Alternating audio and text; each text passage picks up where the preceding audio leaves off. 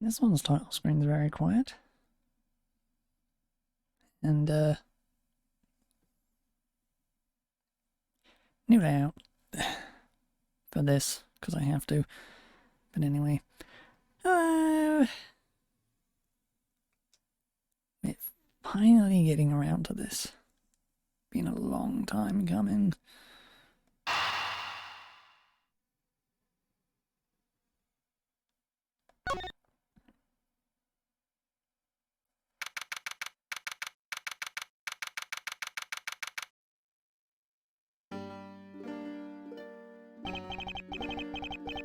Make sure the defendant is found guilty.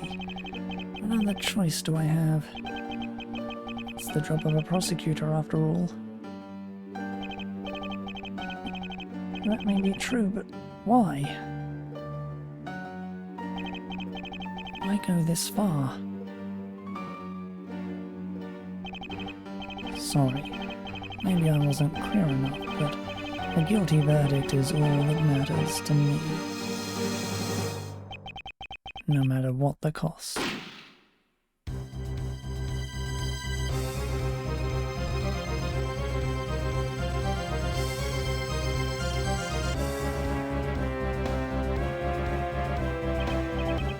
I'm a prodigy among prosecutors. Always have been, always will be.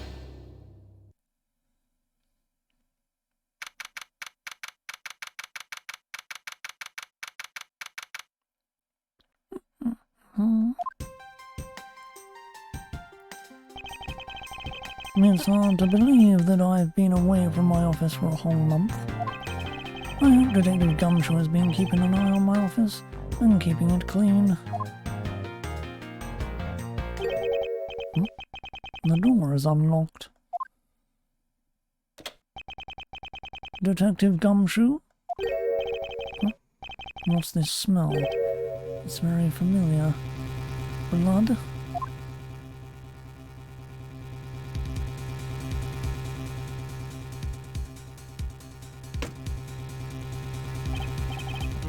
What the? What's the meaning of this? Freeze.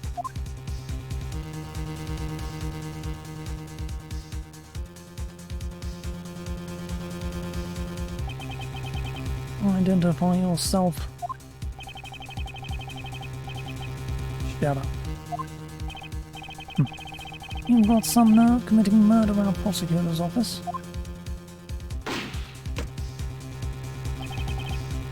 Is that a threat? Let me make one thing very clear. What? No one gets away with committing murder in my office. No one.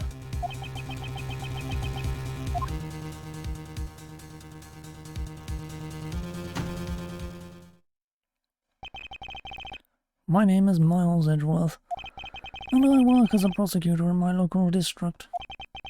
Little did I know that upon my return home after a month abroad, I would be thrust into a multitude of cases and some very frantic and busy days.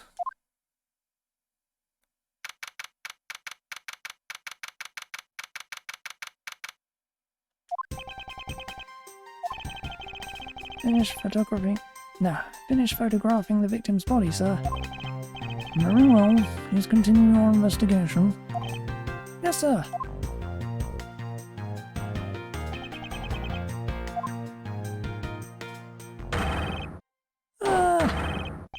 Mr. Edgeworth, sir. Are you okay, sir? Keep it down, detective. This is a crime scene. When I heard that a murder had taken place in your office, I ran up here straight away. This is Dick Gumshoe. He's a detective with the local precinct, and the one they assigned to handle this murder case for the time being. You're looking a little pale, sir. Are you hurt? No, I'm perfectly fine. However... Look what they did to your office. It's totally trashed. I'll say the culprits sullied my floor with dirt rather well. No one gets away with tracking mud into my office. Whoa, sounds like you're getting really burned up over this whole thing. This crime was committed in my office, so it is my responsibility to solve it. Oh, that's just like you, Mr. Edgeworth. Okay, time to do some investigating. Agreed. Our first course of action is to gather relevant facts and leads. We must not overlook anything, no matter how small, if we are to find the truth. So, I'll keep any leads or information we find etched into the forefront of my mind. Speaking of things that pique my curiosity, why of all places did the murder occur in my office? I get a nagging feeling this is something important to keep in mind. Yeah, I was wondering that myself, sir. I mean, you can't really say it's just a coincidence, can you? No, not really. Especially because of this. The key to your office? What do you mean, sir? If you think about it carefully and use logic, it should become clear to you. Logic? By finding the connection between two pieces of information. And connecting them, new information is born. That is the end result of using logic. So how do you use it? First, I record information through the logic button and then connect them together. Now, to touch the logic button and recall the facts.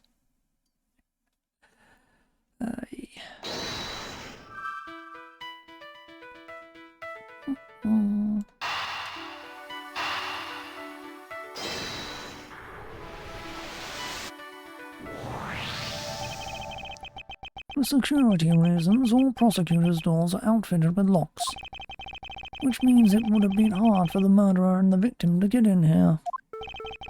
Ergo, it's impossible to dismiss the location of this crime as mere coincidence.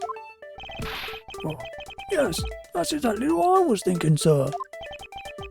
There must be a reason why someone infiltrated my room. What was the killer after?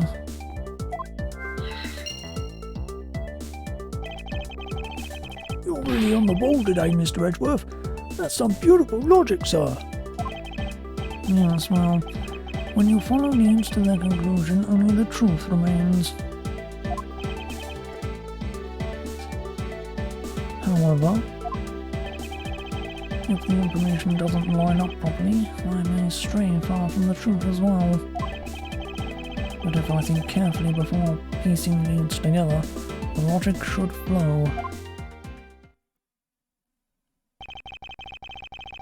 Well, let's get started with our investigation, shall we? Yes, sir. The basics of any good investigation is to examine everything, sir. I know that. And when I want to examine something, I simply touch the examine button. Oh, if you ever feel lost and want to talk, just press the partner button, okay? I'll give you great precise advice as an ace investigator, sir. Something to try later, if I have free time, I suppose. What have we here? Could this perhaps be the murder weapon? If so, it would mean that the killer made their escape after disposing of their gun here. I think I've seen one of those before. Careful. Now, care to enlighten me as to where? Oh, I know. I was issued the exact same model, I think. Detective. I don't really like guns all that much. I mean, they're really dangerous. But now that I think about it, you do see this model around the precinct a lot, sir. I don't use mine much, except in emergencies, so that's why I didn't recognise it. So it's the same type of revolver as the ones used by this precinct's detectives.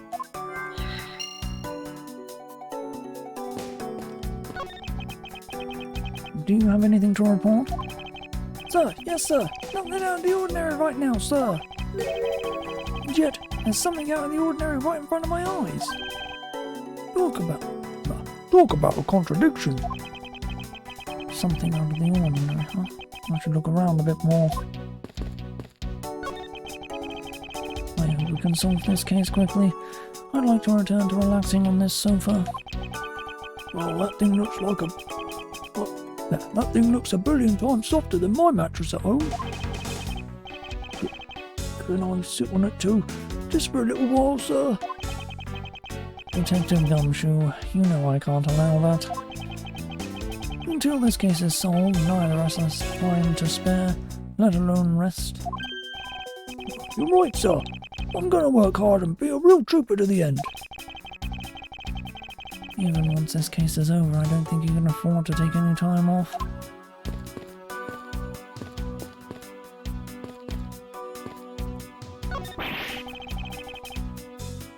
Ouch. They even knocked over your chess set. I had it all set up ready for when you got back. I figured we could play a few games. I had no idea you were interested in chess. But I'm actually pretty good at checkers, so I thought I'd give chess a try. In that case, I suppose I can set some time aside after we solve this case. Though I don't expect the games to tax my mental acuity much. I finished photographing the body, so it should be alright to examine this area. I won't rest until I've inspected every suspicious looking nook and cranny.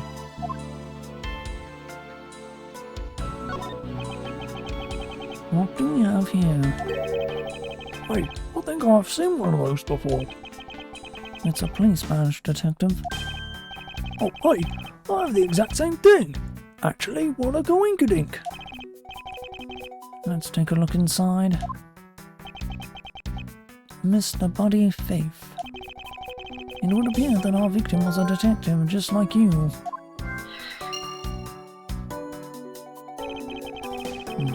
I seem to have gathered a few pieces of pertinent information. Now to calmly use some logic and figure out if any of them are connected to each other.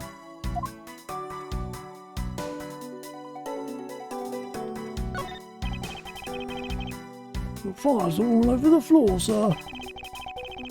They probably fell during the struggle between the victim and his killer. Oh, and I tried so hard to keep this place spotless while you were away. I mean, it's just rendered all the time and effort I put in pointless. I don't recall ever asking you to clean my room. Well, I water the flowers every day, just like you requested, sir.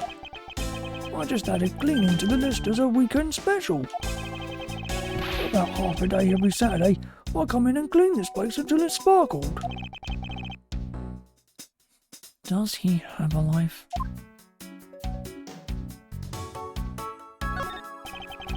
Let's see here. There's blood all over his lower abdomen area. It looks like the bullet passed clean through his stomach area, sir. In other words, he was shot. Yep, and until the autopsy's done, I don't think we'll know much more than that. Please have the body sent to the morgue once they're done processing the crime scene.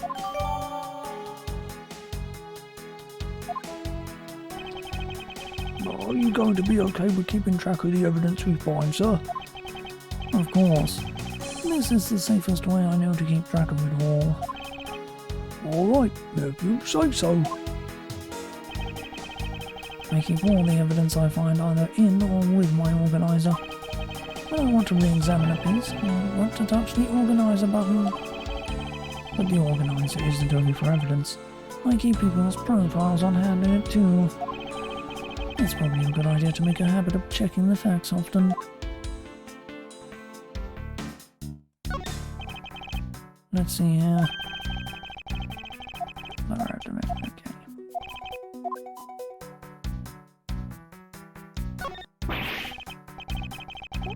Okay. I don't believe it.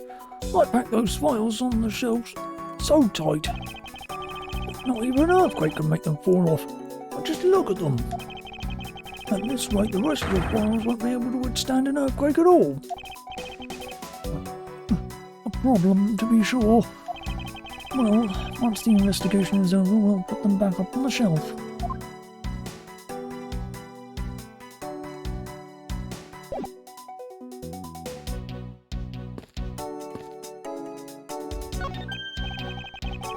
Oh, watch out for the teacup fragments there, sir. The killer's going to pay this tea set. Yikes, you're really mad over this. This tea set is very dear to my heart and can only be bought in England. It costs more than your whole month's paycheck. What? Oh, now I feel like the killer's wasted one of my monthly paychecks.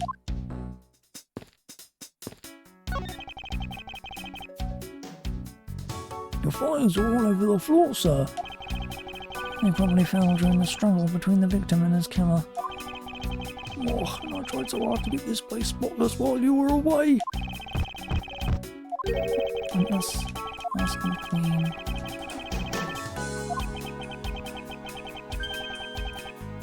Okay, we can handle that.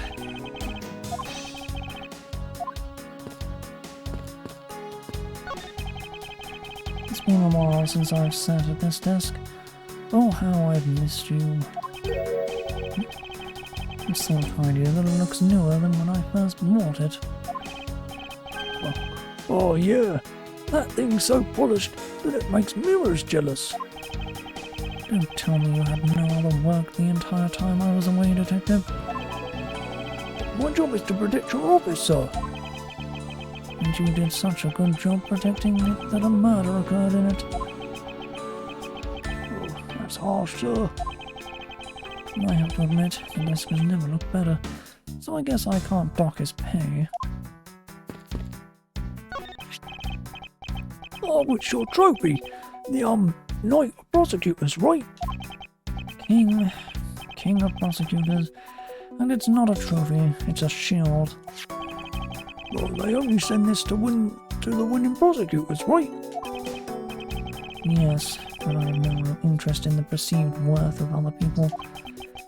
As for my own worth, that is something only I can determine for myself. That's so slick, sir. I'm gonna have to try saying that sometime. Unfortunately for him, his monetary worth is tied directly to his worth to me.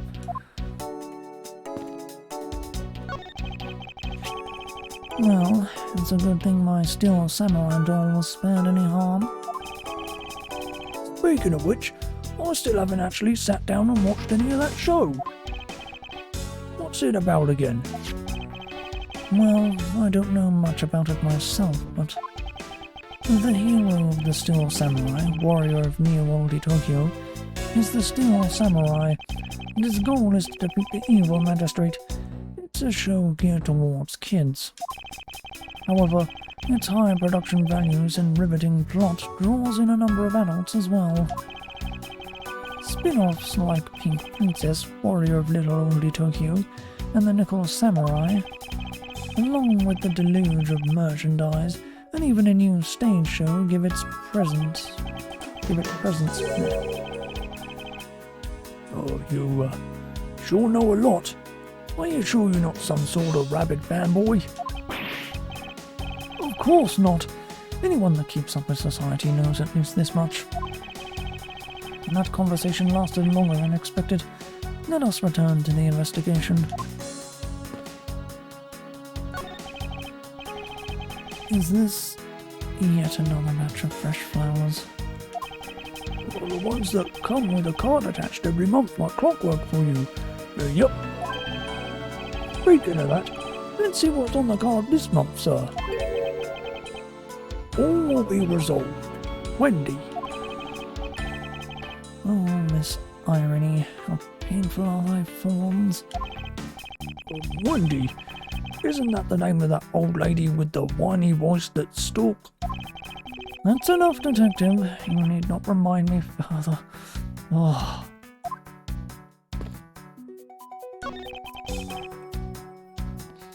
How was it coming along? Please, I need absolute silence. Fingerprint lifting is a delicate art. Well, I never.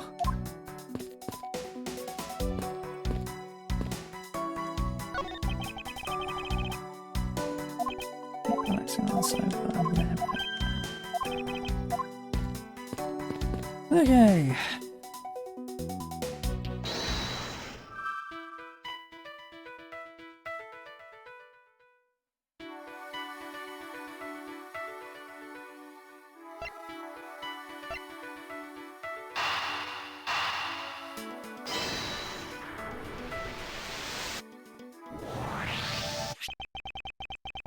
The revolver, the standard model used by detectives. Could it have belonged to our recently departed? Detective Gumshoe, could you please thoroughly check the victim's body one more time? Yes, sir. On it now, sir. Excuse me, pal. Let's see. What have we got here? Oh, Mr. Edgeworth, sir. This guy's wearing a gun holster.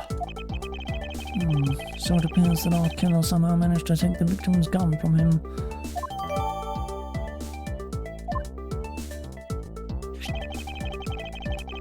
Let's see what else we can find out about this revolver. As I always say, you gotta look really carefully at each piece of evidence.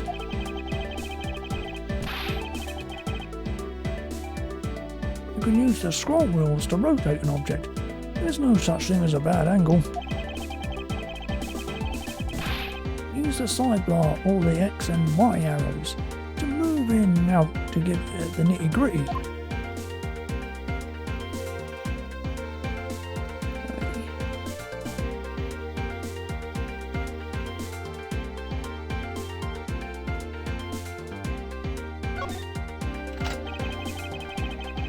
It looks like only one round was fired from this.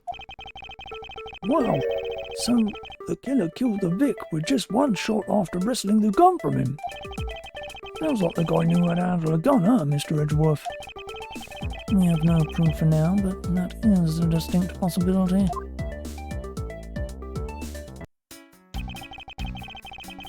I guess this is about all we're going to find out. We should send the body to Jim?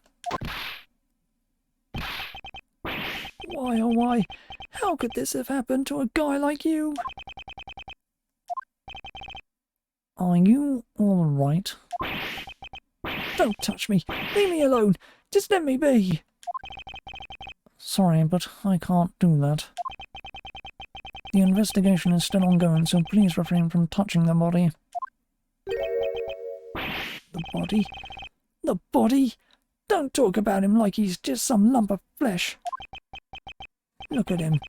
Jim looked like he's just turned in for the night. Sure. Just in a blood-stained suit, pal. Where are my manners? Aren't you that prosecutor? Why, yes, I am. I'm Jacques Sportsman.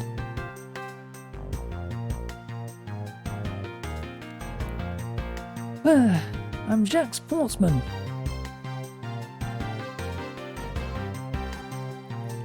So, I'm Jacques Sportsman, prosecutor. Jimmy was my partner in crime busting. I'm Miles Edgeworth, and like you, I am also a prosecutor. Detective Dick Gumshoe, sir.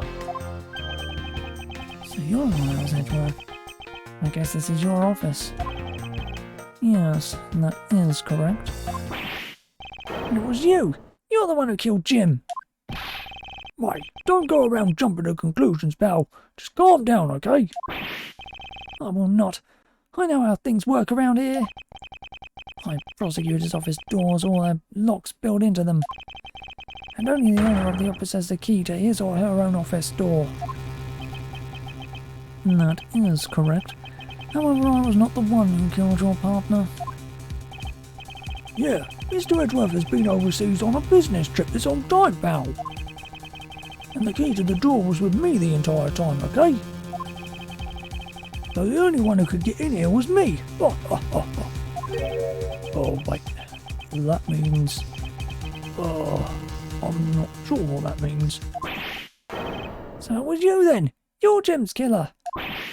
No way, pal. You got it all wrong. Everyone calm down. Mr. Portsman, correct?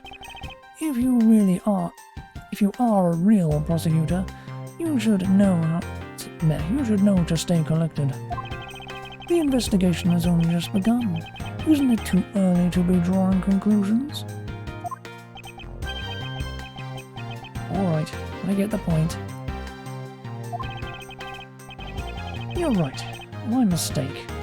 I tend to get a little too hot-headed sometimes. You sure I won't call customer though, Mr. Edgeworth? I've heard all the rumours about you. You're the great genius prosecutor. You're something of a legend, you know. Anyway, let's call a truce and work together, okay? Now, how about a handshake to seal the deal? A pleasure to work with you. You guys were conducting your investigation, right? Sorry for barging in like that. Carry on then. It's your room after all. Thank you. I intend to. I just want a little more time to say goodbye to Jim. You there? Huh?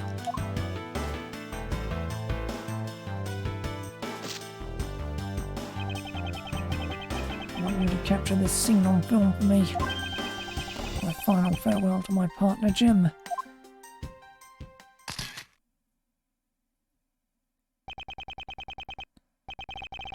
I should probably give them some space.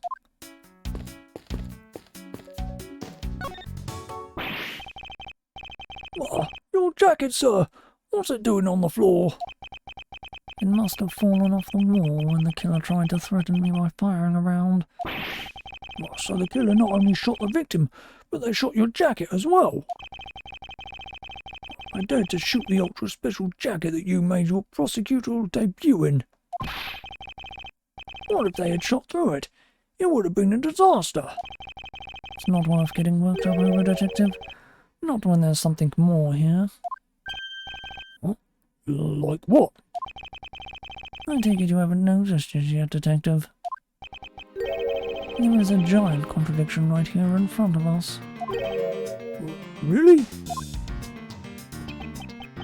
Did I say contradiction? He must be rubbing off on me. I'm starting to sound like him. I have my own methods, and I will conduct this investigation my way. When the scene before me contradicts a piece of evidence or seems off, that's when my deductive skills come into play. First, I have to find the spot that holds the contradiction. And this is it. This bullet hole is where the contradiction lies. When I spot something that's off, I should touch the deduce button with conviction.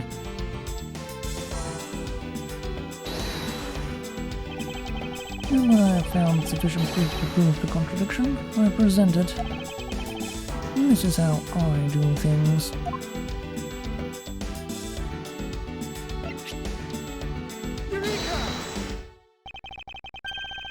And this bullet hole is the contradiction. What do you mean, sir? It's elementary. 2 shots were fired in this room. The first felled the victim, and the second felled the frame. This frame. Hey, that's right. However, this gun was only fired once. Hey, that's true too. Which means that one of these 2 bullets was fired from a different gun. Did the killer have another gun prepared for tonight? Oh, by the way, I noticed something, sir. Yes? What's that thing sticking out from behind the frame? Oh, that. It's a secret safe. Oh, secret safe? Oh, I smell money. Well, spare us the trouble and just say it. Nothing like what you're imagining is inside. Now, if you could kindly move this frame out of the way. Roger that. Achoo, achoo. Oh, talk about dusty. I suppose that's what happened when I'm not here to dust it once in a while. Oh, I had no idea there was a safe here. Oh, I'd have kept it clean for you, sir. So, when did you put this thing in? It wasn't something I had installed personally. Every prosecutor's office has one. Really? Oh, I had no idea. Well, only prosecutors are supposed to have knowledge of their existence. So, what's inside, Mr. Edgeworth? Right now, nothing. We only use them to store especially important evidence when a trial is in session. That's it? Oh, talk about squashing my hopes and dreams.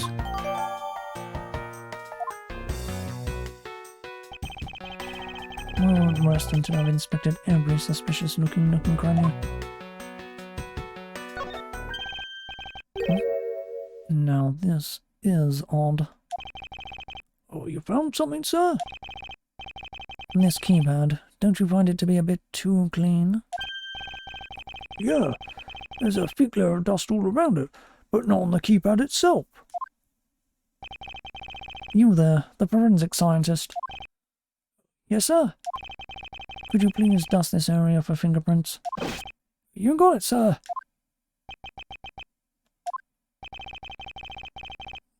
I couldn't find, let alone lift a single print. Looks like it was wiped down well.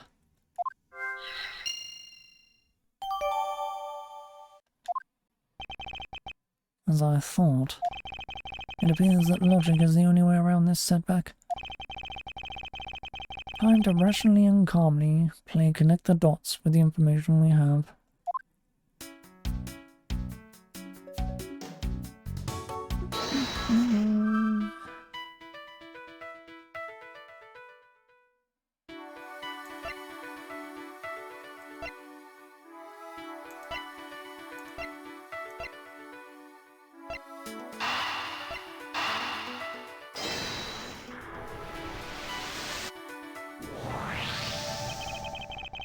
I believe I figured out what the murderer was after. Oh, what is it, sir? The fact that the safe was wiped clean of fingerprints suggests that the criminal had at least attempted to open my safe, making the culprit's motive for breaking and entering theft, I believe. I wonder if knowing that the motive behind this break-in was theft changes what the other pieces of information can tell me about this crime.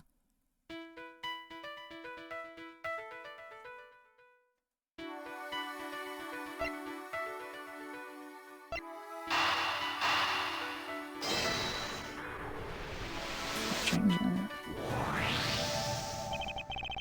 There is a possibility that the files splayed on the floor are not the result of a struggle between the victim and his killer. Oh, you mean like it could be from when the killer tried to find something, sir? Precisely. We need to figure out if any of the files have been stolen. Yes, sir. I'm going to shelf files like you've never seen before, even at a library. Sure. Let's give it that a try.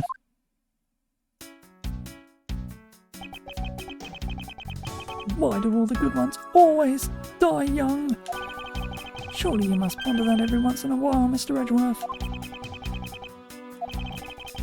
No matter how much we lament the dead, will not come back to life. All we can do is search for the truth.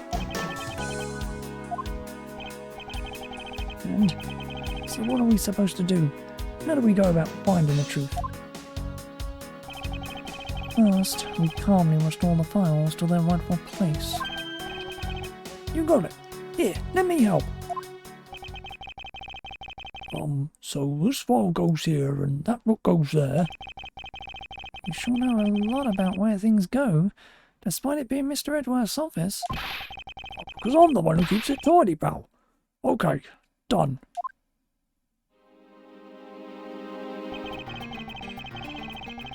It would appear that the murder was definitely committed here. Oh, bloodstain on the bookshelves was still fresh. I suspect that the victim was killed in a standing position, hence the prints on the shelf. And then the guy fell onto the floor, like. The blood on the floor's kind of grossing me out. Detective, I don't have the time to deal with your weak stomach right now. But you know, I'm no good with blood, sir. I'm certain there's something wrong with this picture.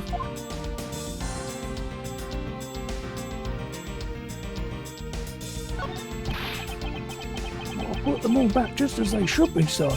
Doesn't look like anything's missing. Although it does look like the killer moved the body through the shelves. I wonder if they found what they were looking for.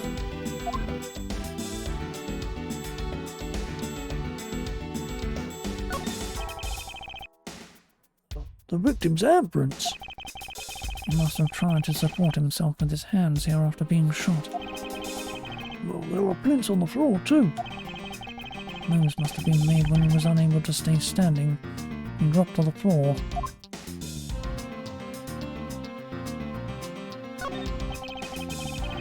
It appears that the victim was in a sitting position here after being shot.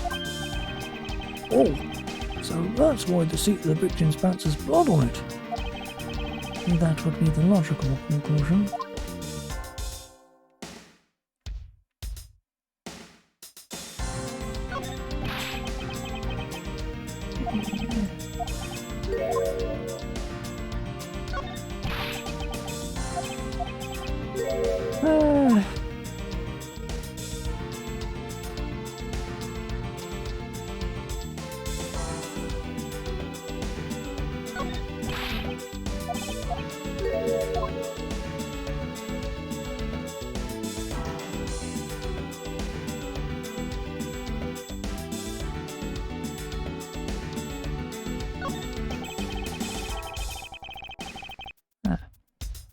So, this is where the bullet lodged itself after it went through the victim, huh? For the bullet to be lodged so squarely in a file spine indicates that the files were ransacked after the shooting had occurred. And I guess the victim was moved because he was in the killer's way.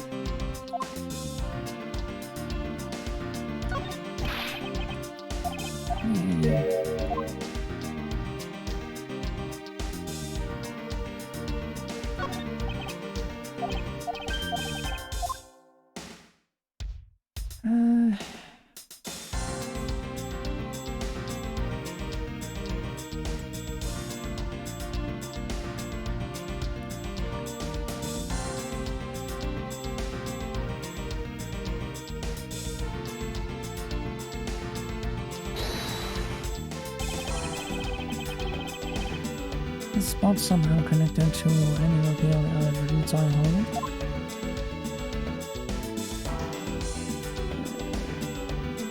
That was a hell of a lot better than anything else, wasn't it?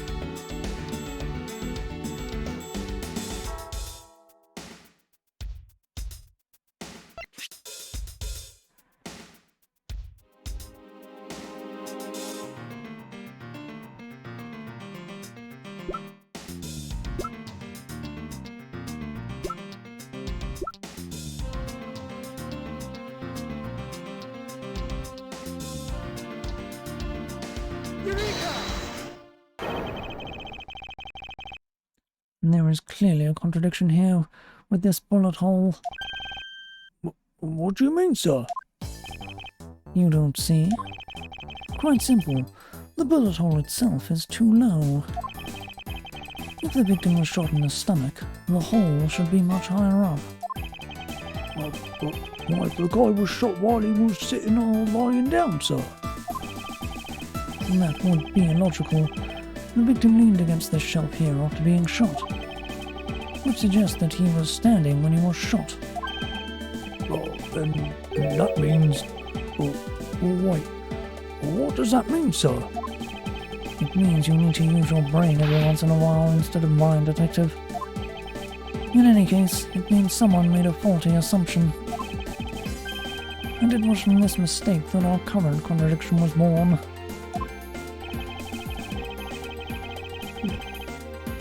What is the faulty assumption that caused this problem with the bullet hole's position?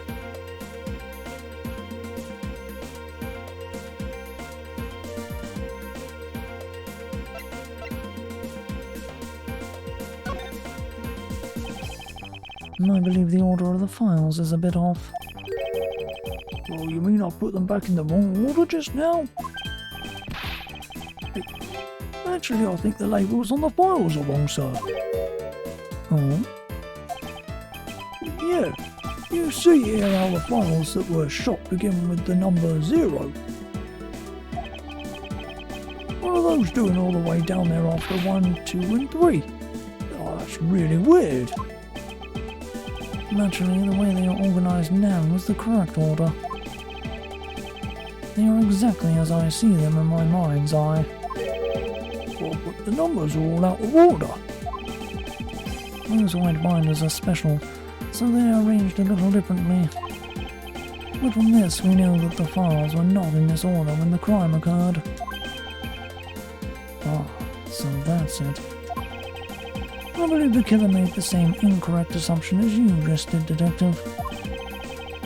Let's rearrange the files in numerical order and see what we find out.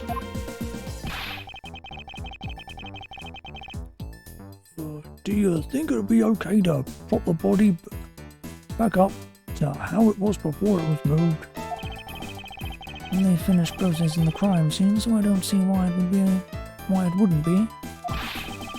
Well, If you please, Detective Gumshoe.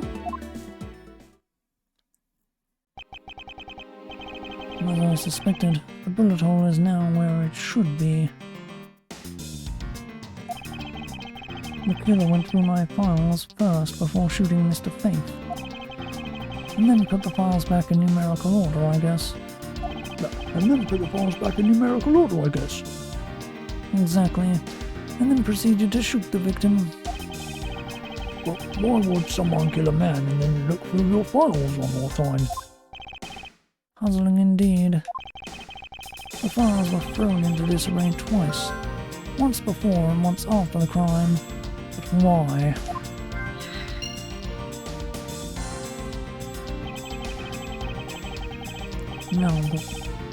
Now the crime scene is as it was at the time of the murder. Time to give it another look.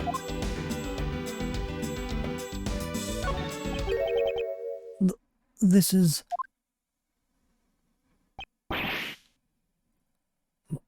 What is that? Why does it say gumshoe on there in blood? I'd say it's some incredibly incriminating evidence. Yes. Indicative of criminal activity indeed. No, oh, wait, there's got to be some mistake. But Mr. Edgeworth, sir, help me. Say something, sir. It appears that one of my files was stolen. Is that all, sir? What about me and my situation? Is this what the killer was really after?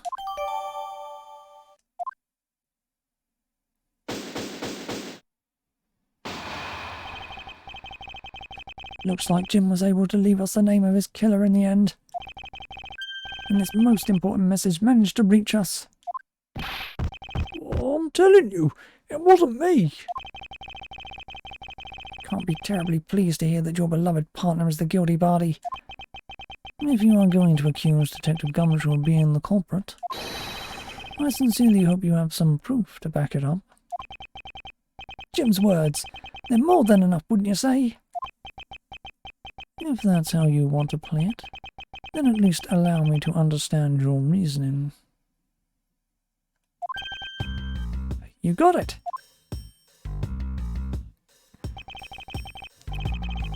I don't like this one bit. There's something strange about this man's attitude. There must be some sort of flaw to his logic waiting for me to dig out. Oh, Mr. Edgeworth, What are you going to do? What I always do in court. I'm going to cross-examine him. One way or another, I'll expose the flaw in his logic with this technique. How do you do that? Can you explain it to me, sir? Might as well. Alright, first I listen to the witness's testimony. If I find a flaw in the testimony, something that contradicts the evidence, I open the organizer and present the piece of contradictory evidence. To present something, I simply touch the present button, but that's old news. But it's not like there's going to be a flaw in their testimony every time, right? Correct. And at those times I need to press the witness by touching the press button. Sometimes by pressing I can draw out new information and new or modified testimony. I think I get it, sir. I'll be sure to try this technique out during investigations too. Very well. I'll even show you how it's done. Now, watch carefully.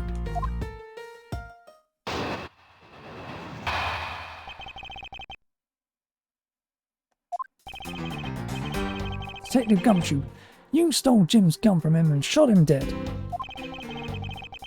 Further, you messed up the files to make it look like you had committed theft instead. That's when you moved Jim's body that was sitting in front of the bookshelf. Thanks to that, you didn't notice the bloody letters his body was hiding. And it will be his final words that you will be brought to justice.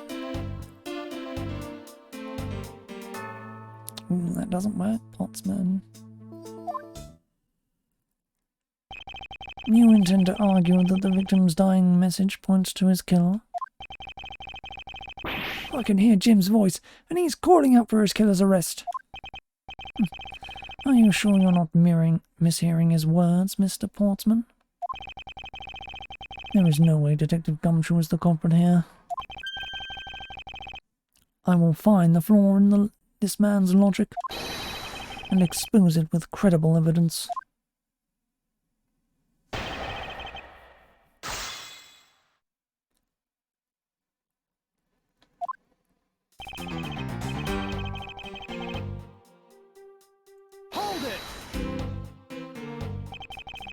You know, there's something I've been meaning to ask. What is it? Why do you call the victim Jim, when clearly his name is Buddy Faith? Isn't it obvious? Jim is the perfect name for my companion. Jackson Jim. Don't those two names go together like peanut butter and jam? But Jim isn't even close to the guy's real name. Well, Jackson Buddy just sounds off. Just sounds off somehow. Besides, he was the third of a bunch of guys. I decided to nickname Jim. He talks about the victim like he was his pet.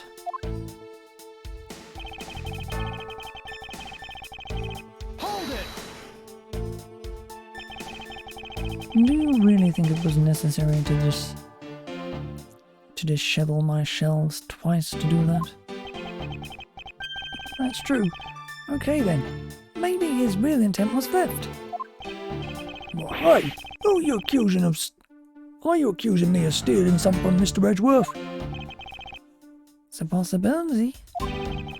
Maybe your salary's been cut so much that life is getting a little too rough to handle.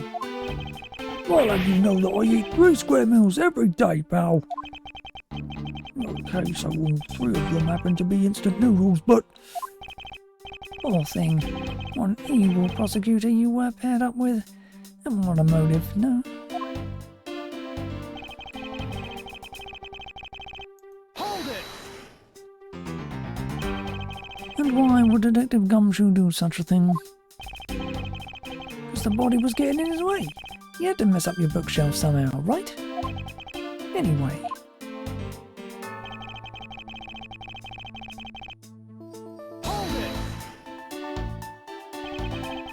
Why do you think that the killer didn't notice the bloody letters? The body was covering it quite well, wouldn't you say? That's how he missed it. But judging by what I've seen, it doesn't take much for your detective to miss something. Who do you think you are? You know nothing about me, pal. There's a lot a person can understand about another from first impressions alone. I can't say I disagree with him on that point. Why don't you say something, sir? Not you too, Mr. Edgeworth. Despite his lack of attention to detail, I don't believe the detective to be the culprit. Nobody could have overlooked the bloody letters, and I can prove it with evidence. I couldn't ask for a better setup. For the game-finishing spike.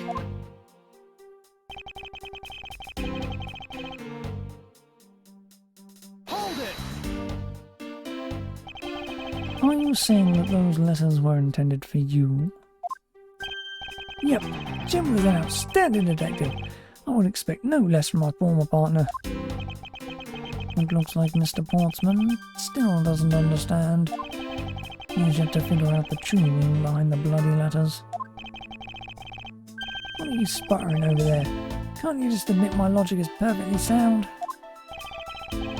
Actually, there's a gigantic flaw in his logic. A gap so wide that even the good detective can spot it. Now to clue Mr. Portsman in by presenting him with some evidence.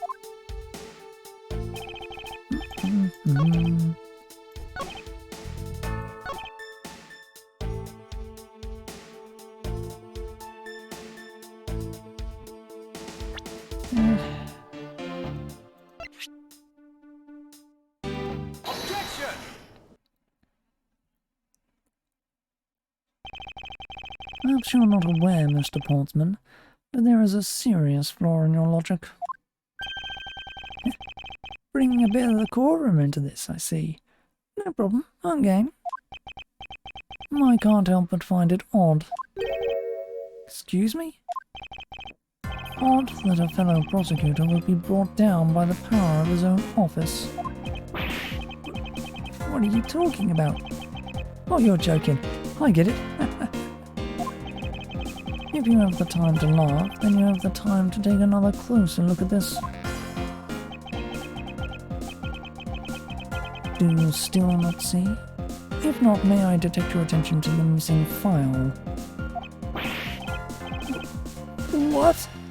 That's impossible. What's impossible, Mr. Portsman?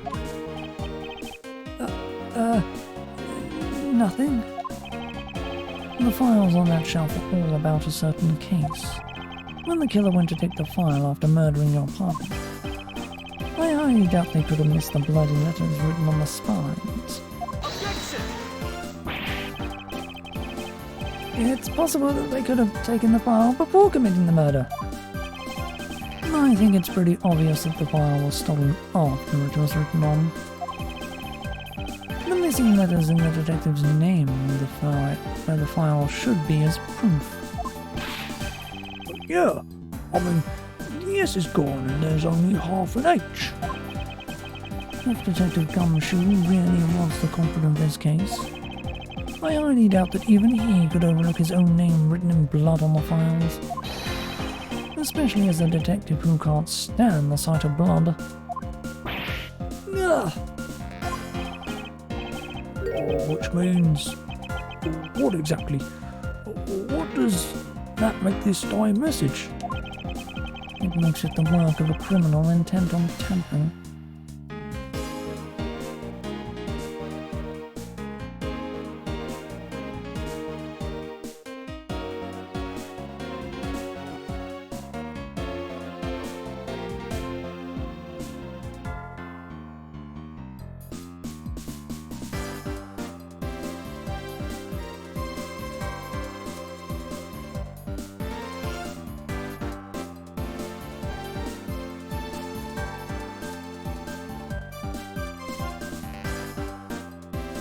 Interruptions.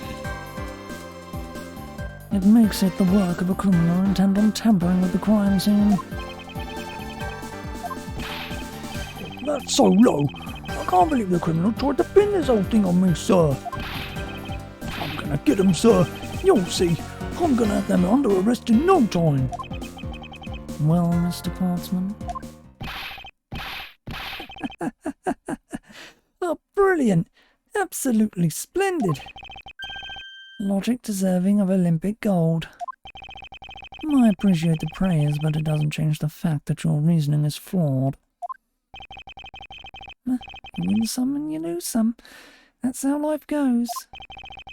Oh, glad everyone's so cheery, even though I feel more dead than alive. But you know, it really is a shame. I really didn't want to have to bring this up, however. What is it this time? Are you still after me, pal? Humour me for a second. Who has the key to this office?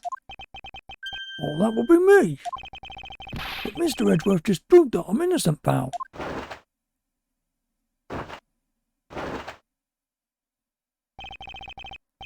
That's absolutely right, and I acknowledge your innocence. Then why do I sense that you still have something to say?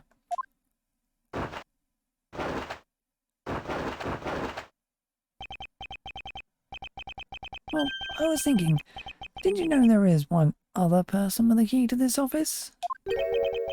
One other person? Hey, you there? Yes, sir. What is it, sir? Would you kindly fetch and escort that lovely young lady here for me? Lady? The girl is a member of this building's security. Think of her as a material witness. Security? Did you say security? Oh, stop it, pal. Go! What's wrong with him all of a sudden?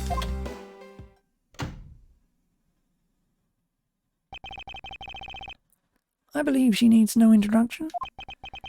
I've called upon Miss Maggie Bride, a member of security. Detective Gumshoe, sir. Maggie. Miss Bride is a security guard on watch tonight. I see. And your point is? My point is that she could very well have used it. And by it, I mean the master key which can open all the office doors in this building. What? If you're not the guilty party, Detective Gumshoe, then the only other person with access to this room is Miss Bride. How dare you! I would never sneak into someone's room! Well, that's right. I refuse to believe that Maggie's the culprit, pal. It was me. That's right. I did it. Can we take that as a confession, Detective? Well, it wasn't really me, but it definitely wasn't Maggie, pal. But yeah, it was me. If it was, you'd have no problem with that, right? Please refrain from flying off the handle, Detective. There's no need for such theatrics. Listen to your boss, Detective. He understands what I'm saying here.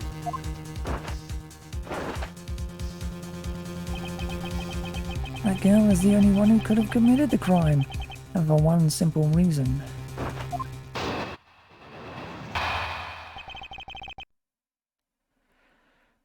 I really hate this guy. It's pretty obvious that Miss Bride snuck into your room using the master key. I mean, if Detective Gumshoe isn't the one who opened the door, then that leaves only Miss Bride as our prime suspect. On top of which, she knows our good detective, doesn't she? Making it all that more probable that she was the one who faked the dying message. So, you're saying she used the master key?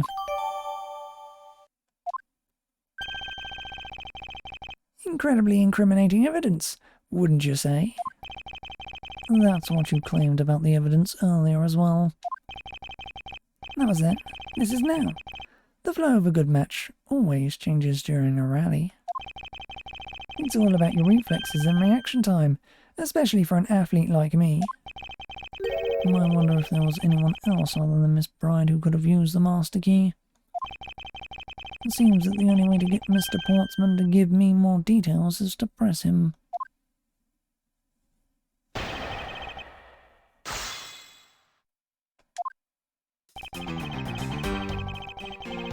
Hold it! Are you sure Miss Bride is the only member of security who could have used the master key? There's only one person on staff at this time of night, and tonight, she's it. Isn't that right, Miss Bride? That's... true, but I wasn't able to use the master key at the time of the crime, sir. Wasn't able to? What's that supposed to mean? Yes, moving on. I don't to get sidetracked by something unrelated. What do you mean unrelated?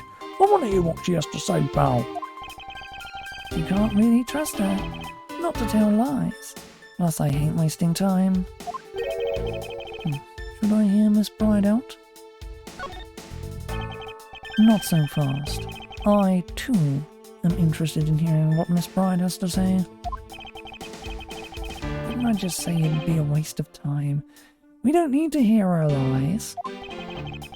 I'll be the judge of that. Miss Bride, if you please. I discovered that the master key was missing at around 1 AM, sir.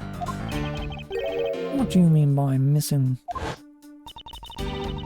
As in, it wasn't anywhere in the security booth, sir. The killer must have stolen it. Mr. Portsman, I believe this to be an important piece of testimony. Don't you?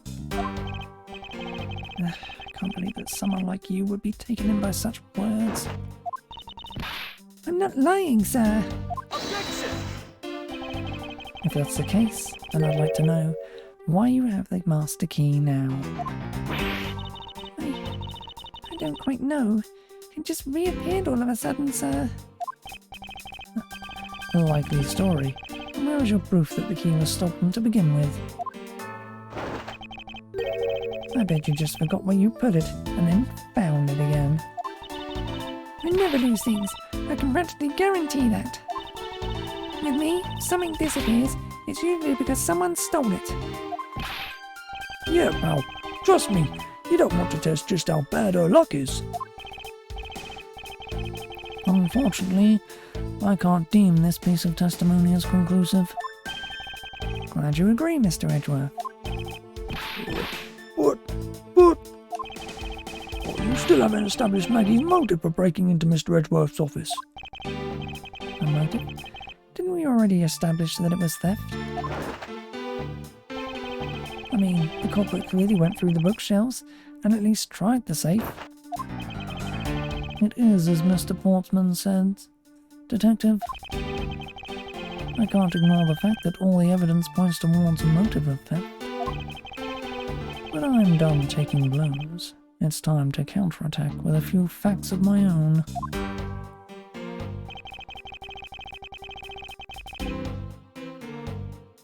Hold it! I concur that the culprit's motives appears to have been thievery, however. Glad to hear that the great Miss Miles Edgeworth is in agreement with little old me. However, with regard to the investigation of the bookshelves and the safe... Good thinking. Asking for my opinion on the matter. Would it be too much for you to allow me to complete a full sentence? Hold it! I thought we had established Detective Gumshoe's innocence pretty thoroughly.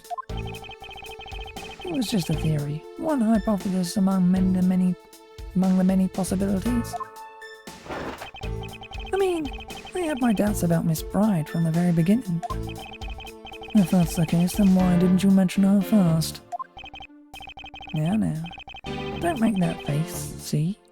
There goes the truth running the other way. Let's pick up the pace and see if we can't catch up to it. I don't think you're catching my drift. But we are in agreement that the detective isn't the killer, right? If so, then I hope you'll understand when I say... since she is the only one who could have opened up your office door. Hold it! Don't you think it's a bit early to be jumping to conclusions? Ugh, not me today. Are you saying there's another way to open the door other than with the master key? Oh, I get it. Perhaps she has a spare made for someone else.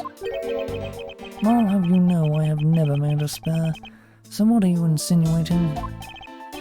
Nothing. Guess I should have known better than to suggest that someone like you would.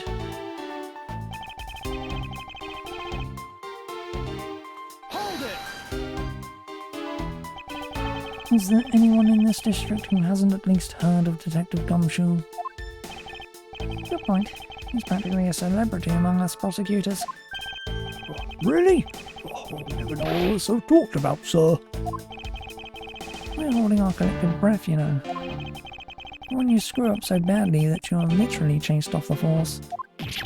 Wait. What? Is that true, Mr. Edgeworth? Of course not. That's hogwash. You don't scare me like that. Almost had a heart attack there.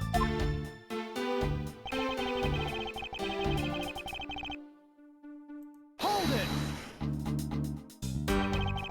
My dying message, you mean the bloody letters that spell out Gumshoe? I figured that whoever wrote his name must have wanted to frame him. And just the act of choosing his name is proof enough that the two knew each other well. Mr. Edgeworth, what are you waiting for? Hurry up and present some evidence. I would love to, but first we should listen a bit more and digest what he is saying. And press him for more information.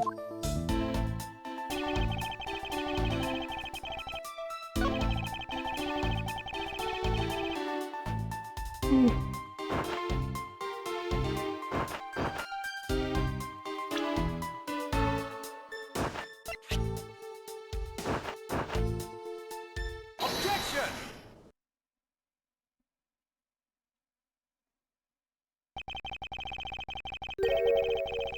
Do you wish to continue insisting that Miss Bride was set on stealing something? Why not? It's the truth after all. It was also by your logic that we came to the whole thievery conclusion anyway. That may be, but you must also be aware of the fact that the safe is a secret safe, the existence of which is only privy to prosecutors. Ugh. I find it a little hard to believe that a hidden safe was a part of her cunning plan. But she could have found it by accident while she was turning everything else upside down. I highly doubt that. I'd say the culprit knew exactly what they were looking for. After all, only the bookshelf and the safe were targeted.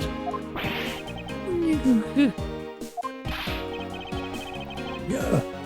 There. Yeah, even I didn't know about that safe, pal. And that means there's no way Maggie could have known about it either. Then you proposing that the killer is a prosecutor? An interesting conclusion. That's definitely looking more and more probable.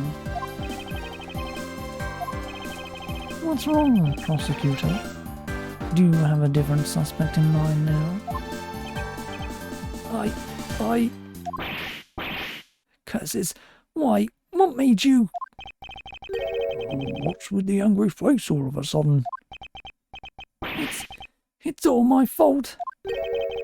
What do you mean? It's Jim. He knew about the existence of the secret safes. What did you just say? You were partners, like inseparable conjoined twins. That's why I told him. I filled him in on the secret safes. Oh, then that means... Yeah, I know. I had only just told him too. Obviously it was wrong of me to tell him. Still can't quite believe it. But the thief who broke into your room was probably Jim. Now he's claiming that the victim was the thief. And you were simply trying to stop him, weren't you? Miss Maggie Bride. Excuse me? I mean, you are a security guard, right? That's your job. But killing is going a bit too far, even in your risky profession. But what the? You're still accusing Maggie of the murder? Yes and no. I mean, if she had stumbled upon Jim, he would probably drawn his gun. I get it. It was self-defense, wasn't it? No, I couldn't. I could never do something like that. Not even as a security guard, sir. Plus, even if he was the thief, he wouldn't have the key to this office. Which is precisely why he would have to steal it, wouldn't you say? It was Jim who stole the master key. Pretty impossible for a supposedly stolen key to be here with us, unless you retrieved it from Jim after you killed him. Mr. Portsman, are you honestly accusing your own partner of being a thief? I don't want to admit it, but it's the only way for everything else to make sense. Has he no honor? Now then, I think we're done here. The investigation waits for no man. Would you people be so kind as to see yourselves out? Well, you can't kick us out. This is Mr. Edgeworth's office. Yeah, but I'm the one who's been assigned to this case. You're all suspects to varying degrees, and therefore ineligible to run this show. Well, listen, pal. How many times do I have to say this? Maggie can't be the culprit. Detective Gumshoe, calm yourself. But, sir... We have no choice but to accommodate his request. For now. Thank you, Mr. Edgeworth. At least one of you understands. Now then, if you could remove yourselves from my crime scene, I'd be most grateful. Mark my words, Mr. Portsman. We will meet again. That's a formal request from the legendary prosecutor himself. Then I suppose so. Now, don't disappoint me, you hear?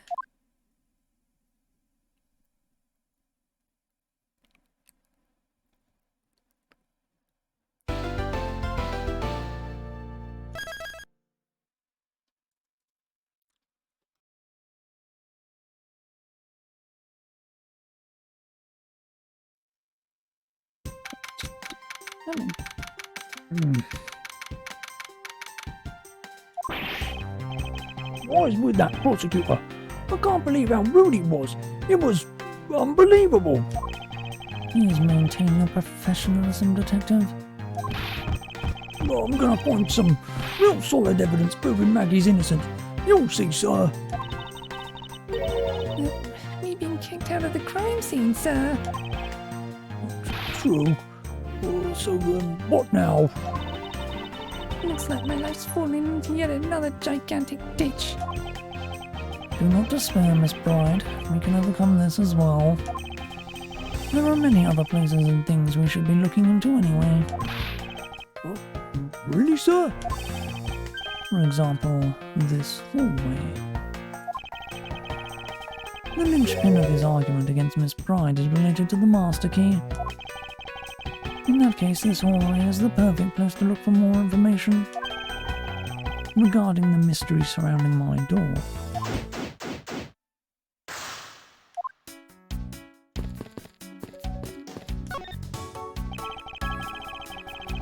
I won't rest until I've inspected every suspicious looking nook and cranny.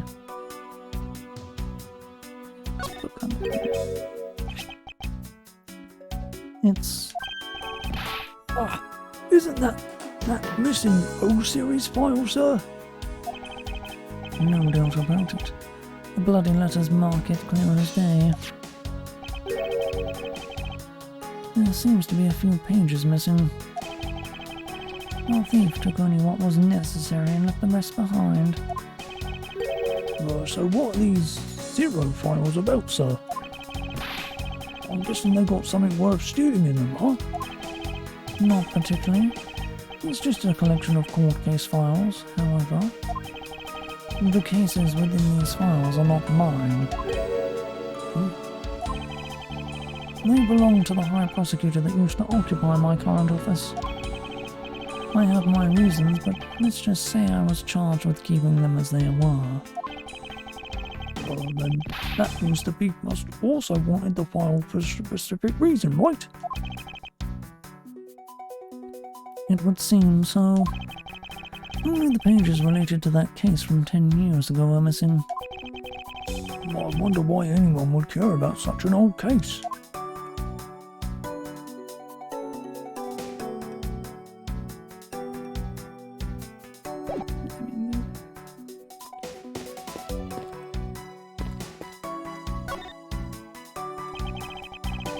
I was wondering if I may speak with you for a bit concerning the case. I've always been a big fan of the courtroom, but this is like a dream where I'm being cross-examined by you, Miles Edgeworth. Oh, I can't let this chance pass me by. I must remember to ask her about the master key. I should jog her memory by showing my notes to her through the present button.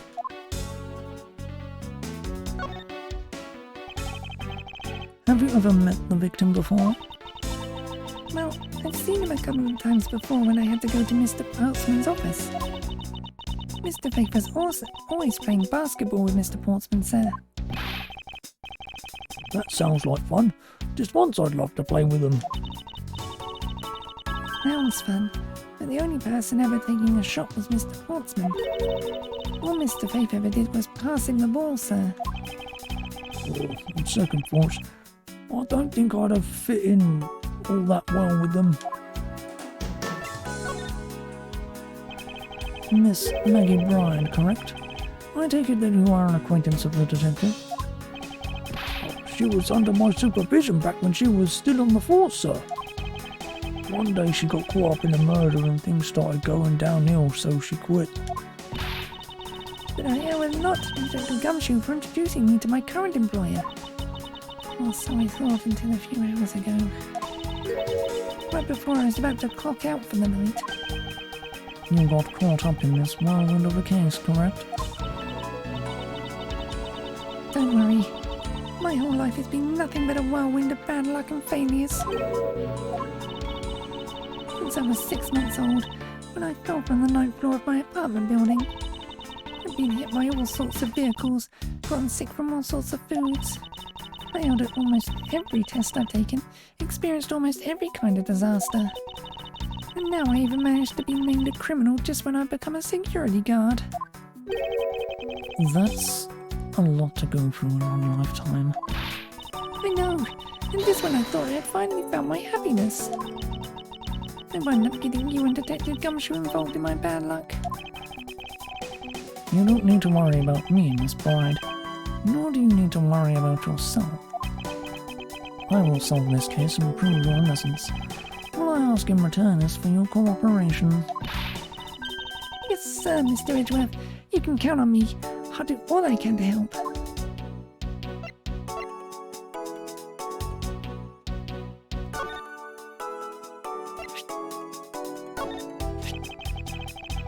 So, when did you discover that the master key was missing? By the time I realized it, I think it was around 1 AM, sir. And I noticed it was back at around 2:30 AM. It was just sitting there on the ledge, where the security room's reception window is. But I'm sure that between those 2 times, it was not just gone, but stolen, sir. Why is such an important key stored in such an insecure place? It's not like that, sir. We always keep the key further inside the room, away from the window. Always, you say. Except for this time, correct? I admit that was a bit careless, but I had my reasons. I left it out because I was sort of using it at the time. It was after I'd used it that I left it sitting out on the ledge. use the master key.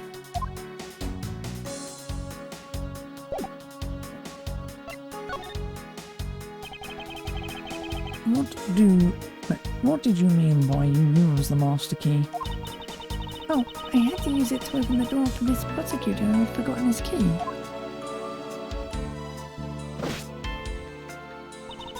I mean, it's my job as a security guard, right? What is it? That's right. I just remembered. The prosecutor forgot his key. It was Mr. Portsman, sir. What? Please tell me more, Miss Bride. Quickly. It was around 12 a.m. Mr. Portsman had forgotten his office key, so he came down to security, sir. And that's when you loaned the master key to him. No way. It's against regulations to loan the master key out to anyone.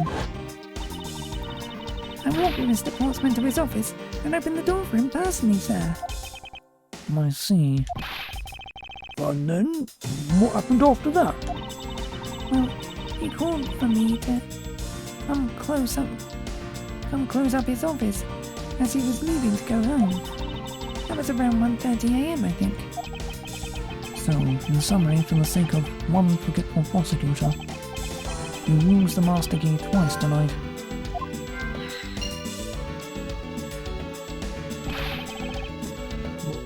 Talk about suspicious. I doubt you can say that you've never left your keys at home, Detective. I think this calls for a thorough examination of Mr. Portman's door.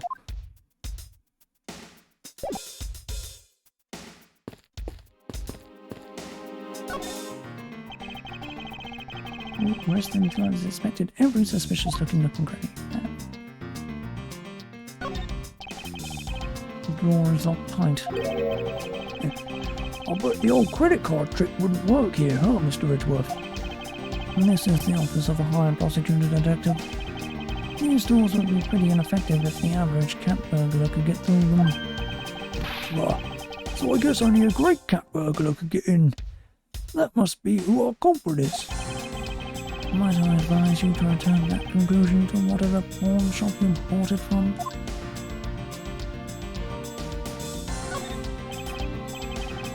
Room 123. I take it that this is Mr. Portman's office. Yeah, you can't stay here because of that basketball hoop, sir.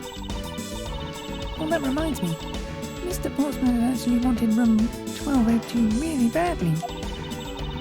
But since you're already occupying it, Mr. Edgeworth, you put him next door, sir. So why was Mr. Portsman so particular about getting room 1202? I'm not sure, but I bet it's because of something like his birthday is December 2nd. Yep, that's gotta be it. Can't think of another reason why. I could think of at least 3. Why am I even wasting time thinking about this?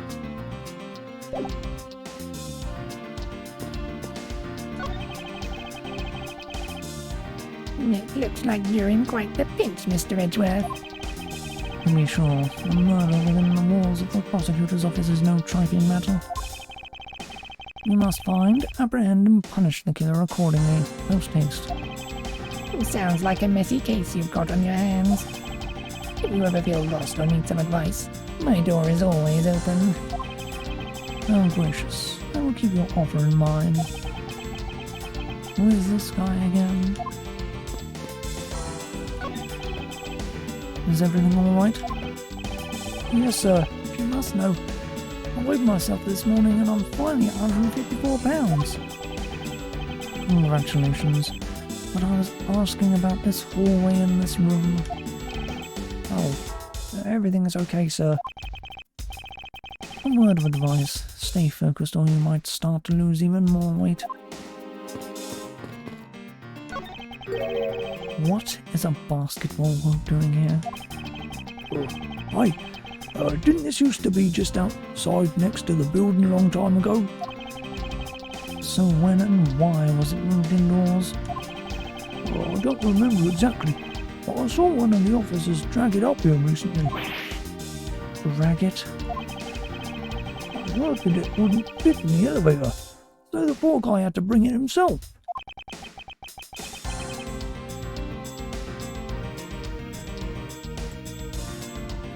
All the way up to the 12th floor. What is a basketball doing here? Oh, that's Mr. Portsman's prized possession, sir. Yeah, he also played soccer, dodgeball, and even tennis. Not a single one of those sports is suitable to be played in the hallway.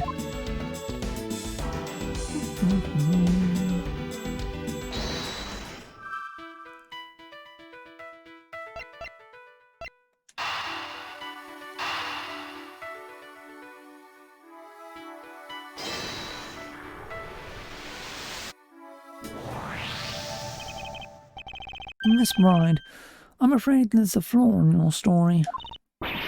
What? No way, pal. I mean, sir. You said that you locked up Mr. Portsman's office at around 1:30 AM, correct? However, the master key had already been stolen at that time. Well, nothing gets by you, Mr. Edgeworth. You saw that contradiction like a pro. I totally forgot all about that, but thanks to you I remember it now. You're right. It was around that very time that I realised the master key was missing. And? Well, I'm a security guard, sir. I couldn't just admit to losing the master key, could I? So I pretended to lock up his room, sir. You pretended? Yeah, I used my house key and made it look like I was locking up, sir. So, in actuality, you never did relock the door then? Well, I thought that maybe I could go lock it after I found the key. Come to think of it, I guess the door still hasn't been locked properly.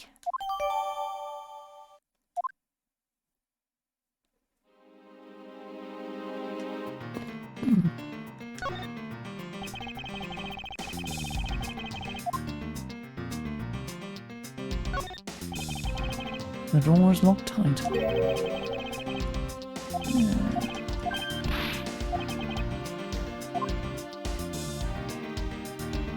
Delete, isn't it?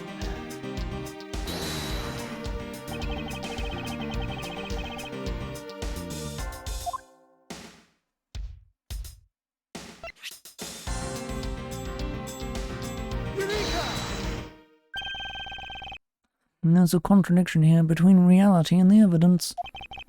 If what Miss Bryce has said is true, then why is this door locked tight? You know, you're right.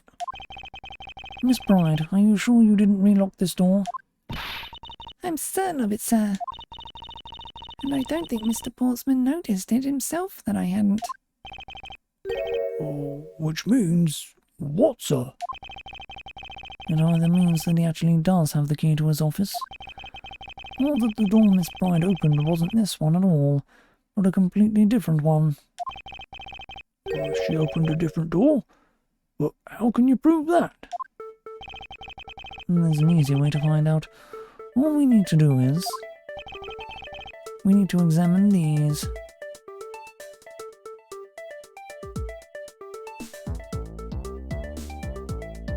I mean...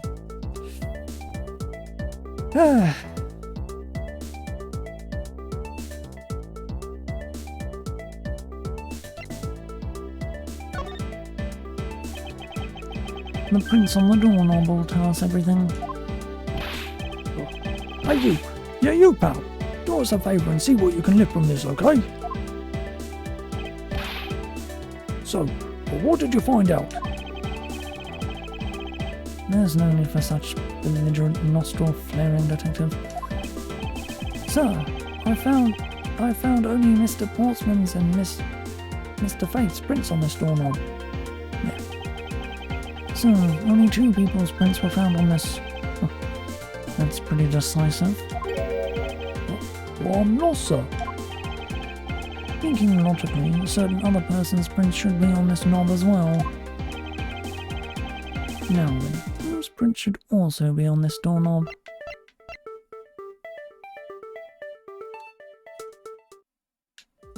Oh. Take that! Don't you find it odd that the prints of the person who unlocked this door are absent? Oh, you mean... Yes. The door that Miss Bride opened could not have been this one, but a different one.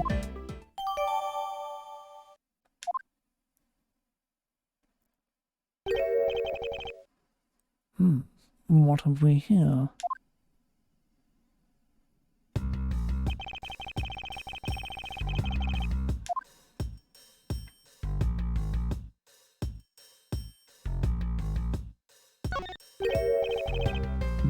What's this? What are you looking at, sir? Oh, wait. How about again? That's okay, Detective. I just found the position of this hoop to be a little off. You're right, sir. I guess it shifted when someone made a seriously sweet slam dunk. The positioning of the hoop is definitely unnatural. I better take note of this.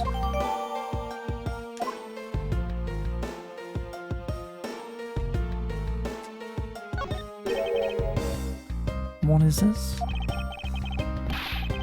It looks like a scrap of paper. I'll get it, sir. Let's see. Oh, there's something written on it.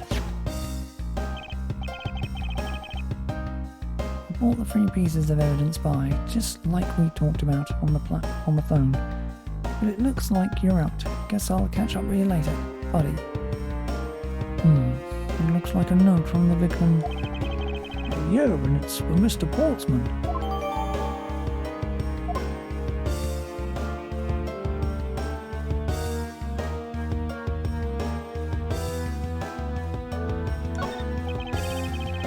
This basketball property of Mr. Portsman? Yes, sir. He's always ready for a match. Basketball, soccer, dodgeball, tennis. Doesn't matter what sport it is, he's game. Although I think it'd be a little hard to play tennis with this ball. This isn't the point you should be focusing on, Detective. You're right, sir. Now I know what I should be focusing on. Bad, Mr. Portsman. Someone should teach him to clean his toys up after he's done playing. I think we've reached the end of this conversation.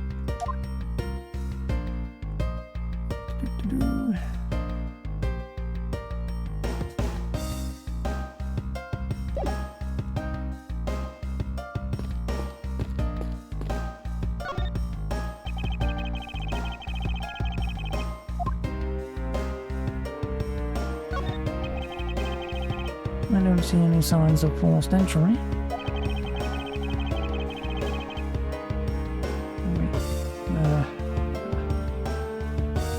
And according to the guard, no signs that the lock was picked either, sir. Meaning that the door really was opened with a key. Did you happen to ask if any prints were lifted from the doorknob? Apparently the doorknob's clean as a whistle. Wipe, they think. Whoever this thief is, they did a good job of not leaving any clues behind.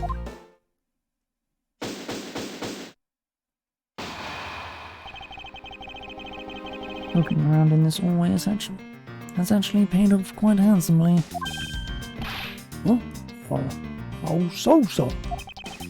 In a variety of different ways. I think it's time we had a little chat with the real culprit of this case. You know who the killer is? Well, Mr. Edgeworth. As long as my logic is sound, then yes.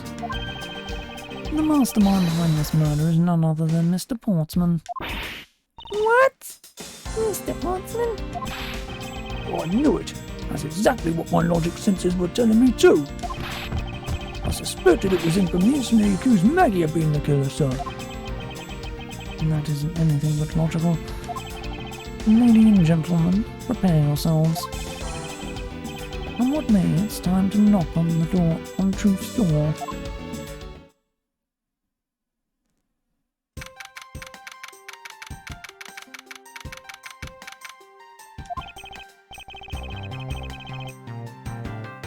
Mr. Portsman, I finished processing the bloody letters, sir.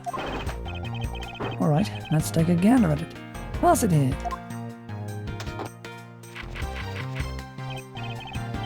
Okay, looking good. You there, take good care of this. Oh, Well, if it isn't Detective Gumshoe. end of the line for you, Portsman. We got you now. Roll off your dog, Mr. Edgeworth. Is this some kind of joke? It's no joke.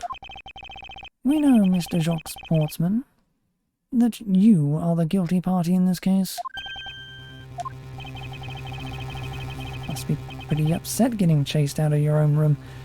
I'd be mad too. So I guess you can stay, if you promise to stay out of our way.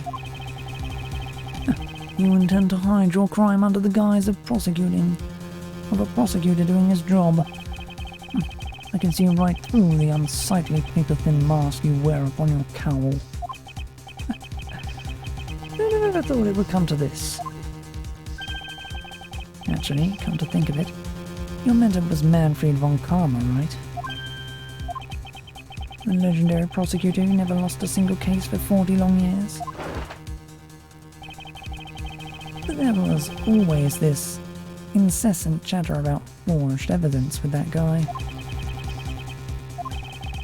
Really teaches me that I've got to stay on the lookout for false accusations, you know. Are you done trying to play mind games with me? Because they won't work. The only thing you should be using that mouth of yours for now, is explaining yourself. Although that too will only dig your hole deeper. By the way, your game is up. Aren't we full of ourselves? Even though you're here, you have yet to prove anything.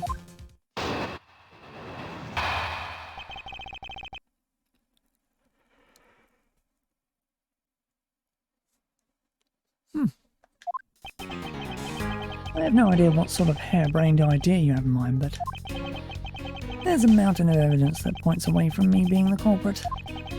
Besides, how may I ask do you propose I unlocked your door and got in here?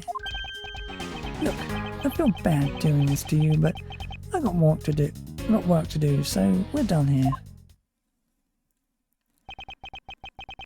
Sorry, but we are not finished yet. Boy, you're stubborn. I suppose you're basing your accusation on something. I'll show you what I'm basing my accusation on, with evidence.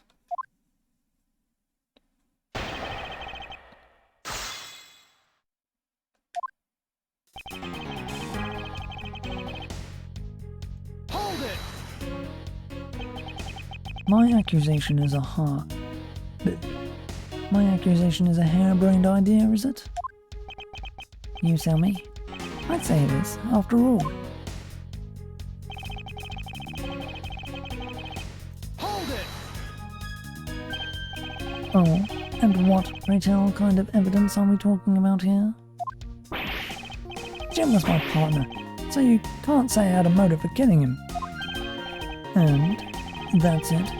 That's not even an anthill, let alone a mountain. It's more than enough, wouldn't you agree? Might I recommend that you review what the word evidence means? Doesn't change the fact that the evidence doesn't point to me as the killer.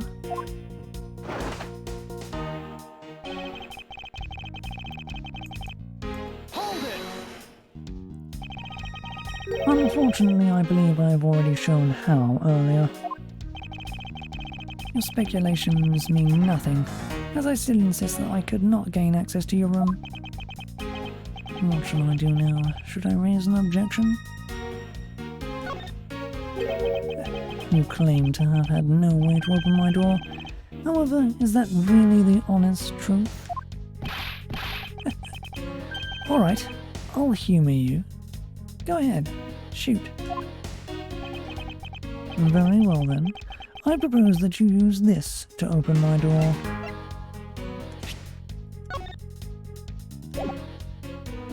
Just be present. Take that! I believe you were able to open my door with the master key, no less. Objection! Wait. Hold on a sec. I never laid a finger on that key, as you already know. Precisely. You were able to open my door without lifting a single finger. Well, maybe you did, but only to direct. That's right. You use your finger to direct this person to open my door with the key. Take that! You would ask Miss Bride to open your own office door for you, yes? Yeah. I kind of forgot my key at home. Happens a bit too often for my taste, you know. But the room you had Miss Bride open at that time was not your room. Not your own, was it? What? You have quite the imagination.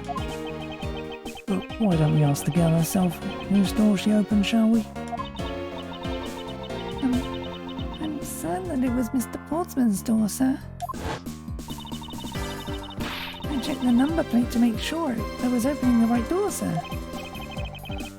See, Miss Bride backs up my story. Yet, what if you had misled her to fool her into thinking what you wanted? And how do you suppose I did that? By switching the number plates on our doors, for example. That's right. They do slide out pretty easily. Furthermore, you then used one other thing to give a very strong impression that the door she was opening was yours and not, in fact, mine. Blech. What was it that Mr. Portsman used to make Miss Bride think that it was his room? Take that! What? The basketball hoop, sir? It's quite the peculiar fixture in any hallway, let alone a hallway in this building. Which is why it left an unusually strong impression on you. It's an object perfectly suited to sit just outside the office of a peculiar prosecutor. Ugh. That's very true, sir, because there was a basketball hoop sitting there. I thought the door I was opening had to be Mr. Portsman's. And there are signs that the hoop has been moved. It's seated in front of my office, to be sure. I see. So that's how you throw suspicion on people. Thanks for the tip. But I think your conjecture is a little off the racetrack.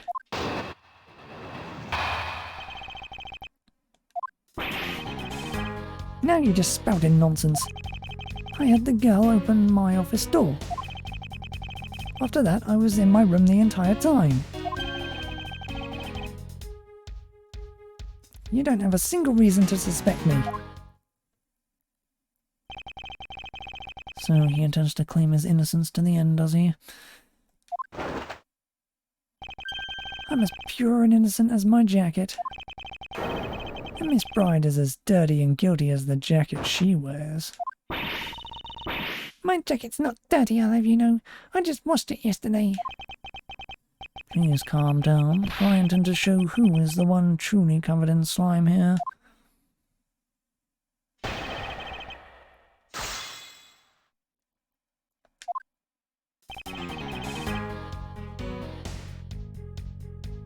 Hold it! Nonsense, you say?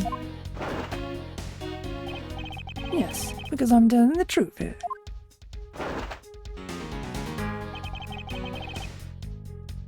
Hold it! Using the master key, of course. Sure, you have a problem with that. That is what the master key is for, right? This would place it in an labyrinth of some sort for people like you. Hold it! And what were you doing in your office? I was doing my usual training regime. Training regime? Were you going through your law books from start to finish? Mainly batting practice and some weights. I want to jog when I get the chance. Oh, wow, you must be the buffest prosecutor we have. With the weakest legal muscles, it would seem. I was doing my usual workout, so... Hold it! think I've given you quite a few reasons, actually. Objection! But none of those would stand up on their own. Objection! Then what about all the evidence? Objection! It's all circumstantial. No judge would convict on such flimsy evidence. He seems to be trembling a little. One more little push. All I have to do is find the flaw in his testimony. Objection!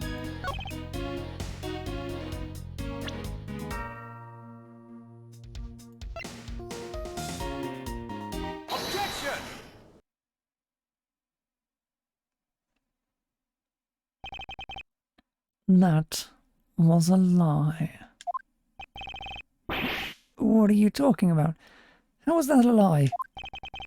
This is a note that the victim left for you, Mr. Portsman. A note? It was left under your door, or did you not notice? And right here it says, "But you're out."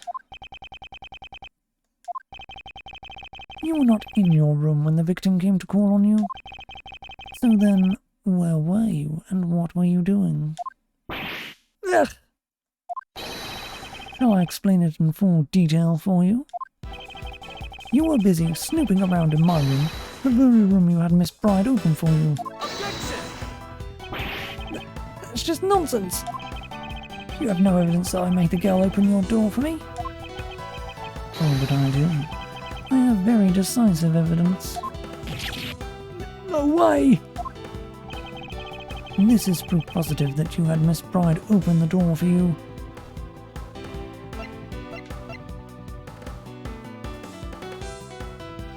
Take that! I had your door dusted for prints. My door? What for? Come on, I bet you didn't find anything. You sure are good at wasting time. You're right. I didn't find anything, and definitely not Miss Bride's fingerprints. Her prints? What do they have to do with anything? Let's put it this way. If she really was the one who opened your door, then her print should naturally be on the doorknob she touched. Ugh. Furthermore, all of the prints on my office doorknob have been wiped clean off. I can only assume it's because Miss Bride's fingerprints were on it. Don't you think it's time you gave up your charade? We know you stole into my office with the intent of stealing something from me, and Detective Faith found you out. Possibly because he heard sounds coming from a room whose occupant was on leave. Mr. Portsman, you killed Mr. Faith to silence him. And I had the misfortune to return. When I did, you had to threaten me as you escaped. As I said, when you had the gun to my back, no one gets away with committing murder in my office.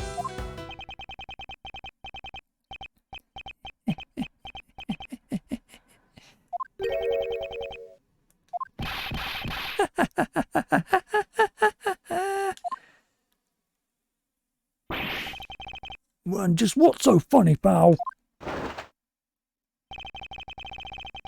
Well, that look of stiff seriousness on the face of this office's finest prosecutor, as he makes a huge mistake in accusing me, is simply too much to bear. There's just nothing else like it in the world. What? Mr. Edgeworth just explained it all, and he even backed it up. You're the murderer. Stop trying to be slippery and just admit to the crime already. And as I said earlier, it's all so circumstantial, so full of conjecture. You say you checked my doorknob for prints, and I can readily confess that I had wiped that knob down well. I'm a little obsessive compulsive, you see. I didn't want to touch a doorknob that you had touched, which is why I wiped the knob down as soon as I could after you opened the door. After that, it makes perfect sense that only Jim's and my own prints would be on there. You Oh, you made that up just now, didn't you? Furthermore, as for the note Jim left me, do you know exactly when that was? For all you know, he could have left it there before I arrived at the office. Like, early evening, for example. Are you saying you failed to notice a note in your doorway? Hey, every genius has failed at times. Hey, even geniuses fail at times. I was probably too preoccupied by work-related matters, although that's no excuse. Now that's just a flat-out lie. There's no way you didn't notice a note that size. But you can't prove that, can you? Say something, Mr. Edgeworth. Back me up here, so... Portsman makes a good point. I can't prove that he didn't simply overlook it. Besides, I have an airtight alibi. Airtight, you say? I only realised that I had one just now as we were talking. I guess it would have been better for all of us if I had told you sooner.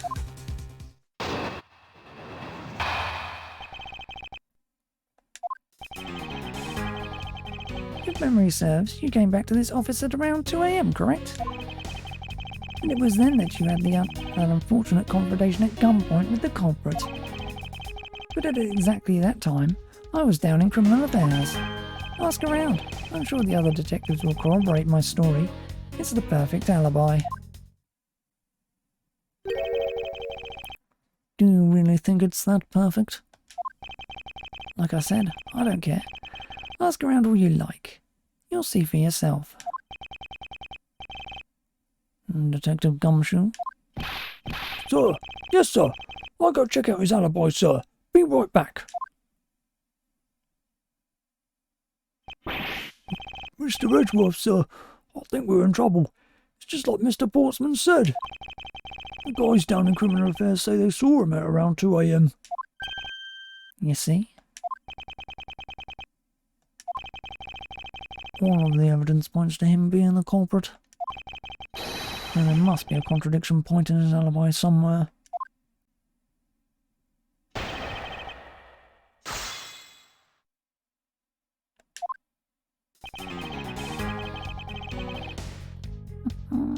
Hold it! You are correct. It was around 2 AM. Are you sure? It's really important to me that you're spot on with the time. I remember checking my watch then, and make no mistake, it was 2. Giving testimony like a pro. Okay, so you came back to your office at 2.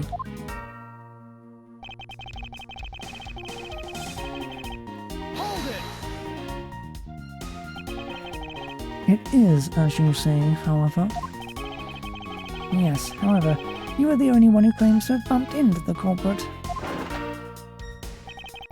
So tell me, did you see the person's face? Was it me who you saw? It was pitch black, so I couldn't actually see. Objection! Oh, come now. I'm sure you saw something. Try a little harder, why don't you? I'm beginning to feel like I'm the one being interrogated here. Oh well, doesn't matter if you remember or not. It only matters that you ran into the culprit. Hold it! So, you paid the Criminal Affairs Department a visit? Yep, right after I left the prosecutor's building. I headed straight for the precinct.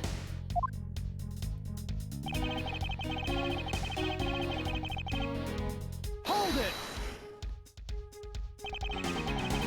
Well, we did go and ask around to confirm your testimony. It was just as I said, right? Oh, yes, sir. A number of detectives said that they saw you at around that time. That's the perfect alibi. That's the ace I had up my sleeve. Impossible. He actually does have the perfect alibi. What's wrong? Why the sudden look on your face? Oh, can't you say anything back, Mr. Edgeworth? I think we've reached the end of the line, and it's time to get off this crazy train. You there. Sir? Please escort the young lady out, but remember, be gentle. Maggie! Detective Gumshoe!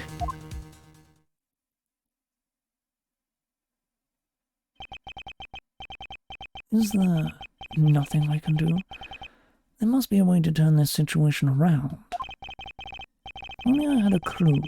Did I miss something that can help me cast doubt on his alibi?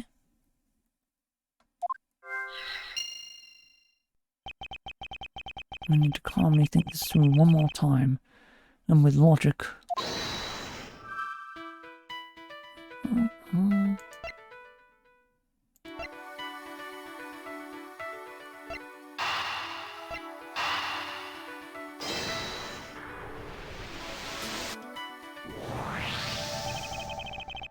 There were 2 bullets left at the scene of the crime.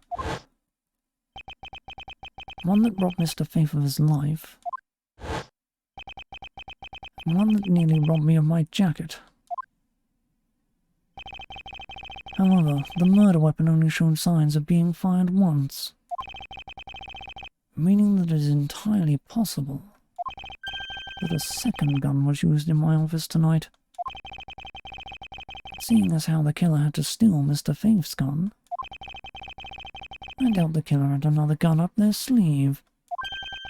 Therefore, the second gun could have been the property of an entirely different person.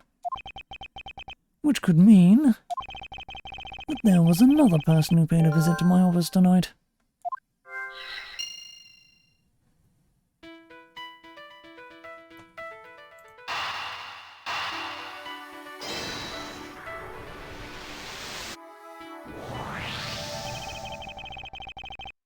Supposing there was yet another visitor tonight, that would also resolve the issue of why my shelves were upended twice. We know that the shelves were disturbed once before and once after the murder, so it shouldn't be much of a stretch to think that it was the work of 2 different people. Once by the person who stole the victim's gun, and then killed him with it, and once again after the murder by our second culprit. Who was the owner of the second gun? If we suppose that the second culprit's gun was the one that was pointed at my back. Objection! Mr. Portsman, it seems that I need to amend my assumptions regarding this case. Great. So you finally come to your senses. Mr. Edgeworth! Sir, what are you saying? This has been a big misunderstanding on my part from the start. I had assumed that the person I ran into was the killer, but that may not be the case. What do you mean? The person I ran into was just your average thief. A thief? But sir, doesn't that cause some sort of contradiction in the facts? Not at all. It simply means that the killer was someone else. And it means that in actuality, 2 culprits stole into my office tonight. What do you mean 2? It explains both why my shelves were disturbed twice, and how there were 2 guns. Mr. Portsman tricked Miss Bride and gained entry into my office. Objection! Now you're just leading the argument. You still don't have any actual proof, you know. If you could please go along with my hypothetical scenario for now, Mr. Portsman. In the end, if you really are innocent, you should have nothing to worry about. Now then, returning to my scenario, Mr. Portsman was out to steal something from me, which is why he checked my secret safe and ransacked my shelves. This is the first time. So then, this would be when the files were put back in the wrong order, right? Correct. And then, just when he was about to look somewhere else, Who should walk in but his own partner, Mr. Faith? Oh, but why did Mr. Faith come into your room, sir? He probably had business with Mr. Portsman, which is why he was in the area. But that's when he noticed sounds coming from my office would be in, I guess. Oh, because he was supposed to be away, right? And he must have thought it was odd, so he came into the office to check it out. Correct. And as a detective, that was the right thing to do. But when he came in, he found his own partner standing there. Because it was Mr. Portsman, Mr. Faith probably let his guard down. But Mr. Portsman was not so merciful as to let him leave alive. He waited for a chance and stole Mr. Faith's gun from him, and then he killed him. He silenced Mr. Faith for cheating. He silenced Mr. Faith for catching him in the act of stealing.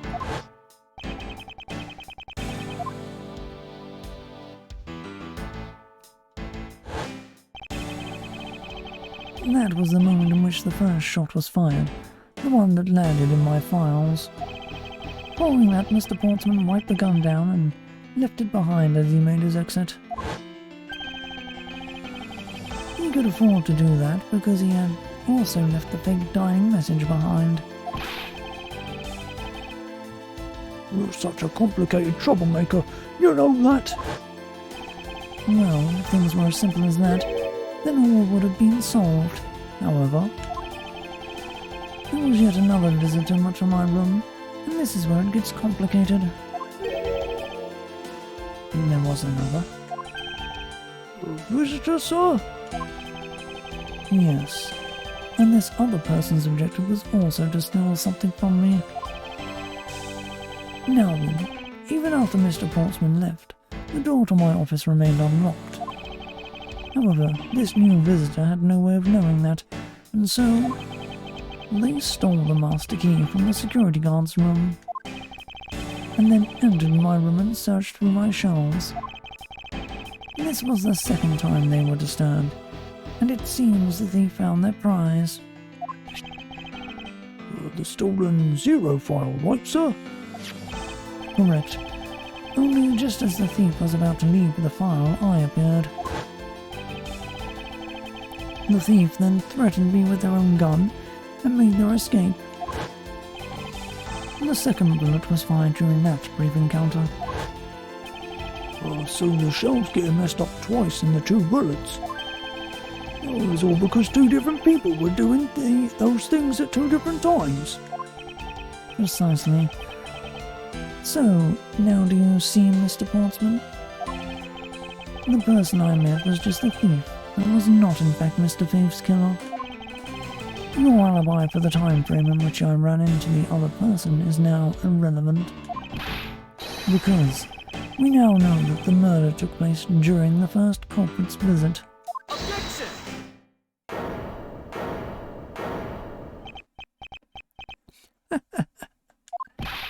What's so funny, pal? Absolutely splendid. Your scenario explains everything. Of course it does. It's Mr. Edgeworth, after all. But, you know, it still doesn't change the fact that it's all circumstantial.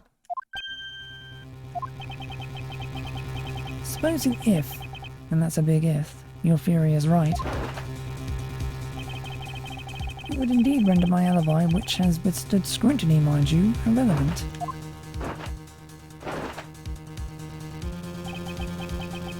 There is still one defining point of your argument for which you have no evidence. Your supposition that I was the first visitor. Mr. Edgeworth, you can't let him get away with that, sir. But he has a point. I have absolutely no proof at this point. Don't say that, sir. I don't believe this. Don't worry, Maggie. I'll do something if I must. You know something? I find your attitude to be somewhat peculiar, Mr. Edgeworth. If the person you met really was just a plain old thief, then why is that person not your main suspect? That is, if your theory is correct.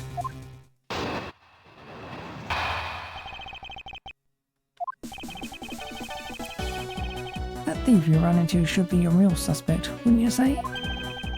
We should be out there looking for that thief right now. They might still be nearby. I hate to repeat myself, but as I've already said, I was training in my room. When Jim came to deliver some evidence to me, I was down at Criminal Affairs.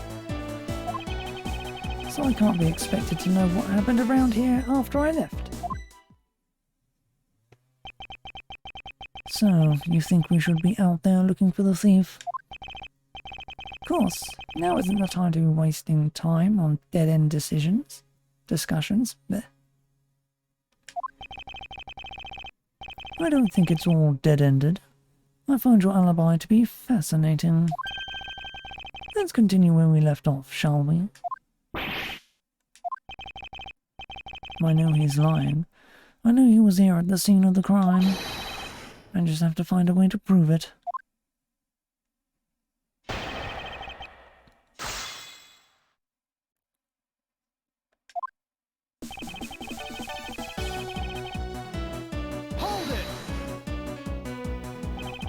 Actually, no, I wouldn't.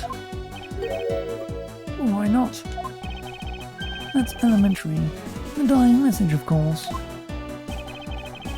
Mr. Fame's killer very clearly left those letters on the spines of those files. And it was after they were on there that the thief stole one of them. Oh, you mean the 0 files, right? And that's how we also know the letters themselves were set up and not from Mr. Faith. If the thief was the killer, do you think they would try to undermine themselves? Ugh. Maybe the killer just didn't think of that either. Yes, that must be it. Maybe, just maybe.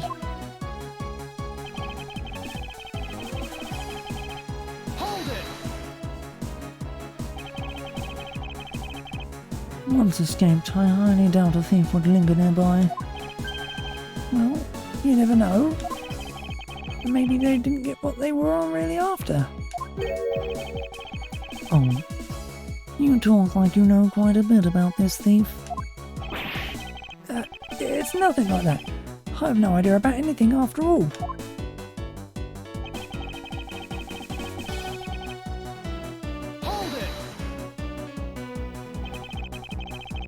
But according to Mr. Thief's note... Hold on, I thought we already cleared that up. Didn't we say that Jim left that note for me in the early evening? You have proof that he left it at any... You have proof that he left it at a different time, say just before he was murdered. I don't have any, no. See? So I insist again that I was in my office the entire time.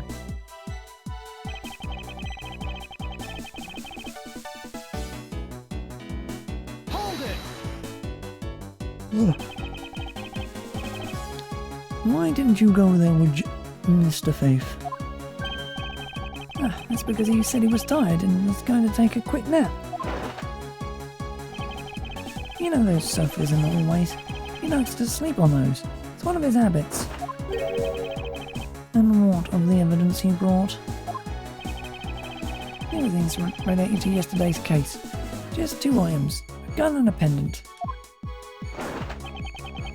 Interesting. This piece of testimony seems too important to let slip through the cracks.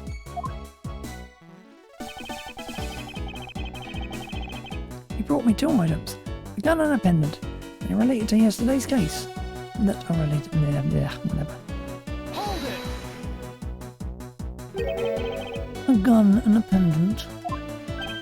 Yes, this gun which was the murder weapon, and this pendant which belonged to the victim. And why were you taking them to Criminal Affairs? There was something in a past case file I wanted to compare these two to. But all this has nothing to do with this case right now. Anyway, I believe you'll find the long paper trail I left to be to your satisfaction. This is all matching up with what Detective Gumshoe found out.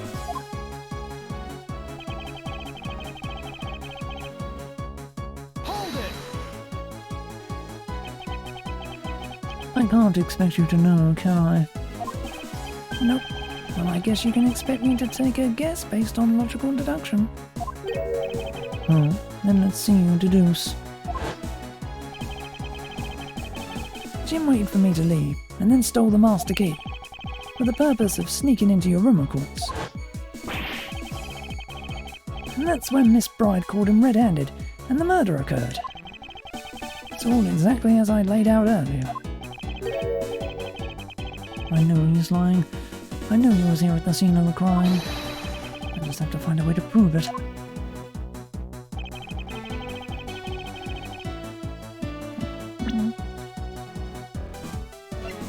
Let's say again.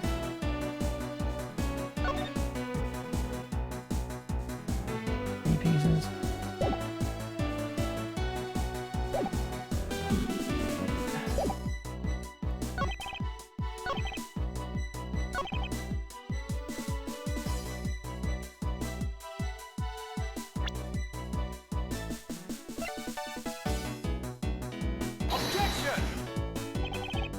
Mr. Portsman, there is a large flaw in your logic. Really? I think it holds up rather well, actually. What do you think is wrong with it?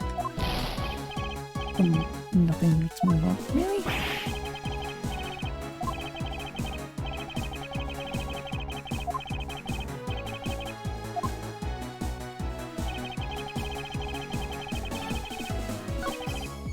Oh, right there.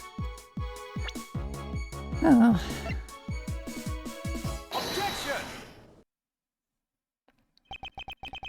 Only 2 pieces. I believe the proper phrase here is, you fail. excuse me? You fail as a prosecutor, Mr. Portsman, as you intend to keep evidence hidden from me. What are you talking about? I haven't hidden anything from you. Well, here's a piece I think you should read carefully.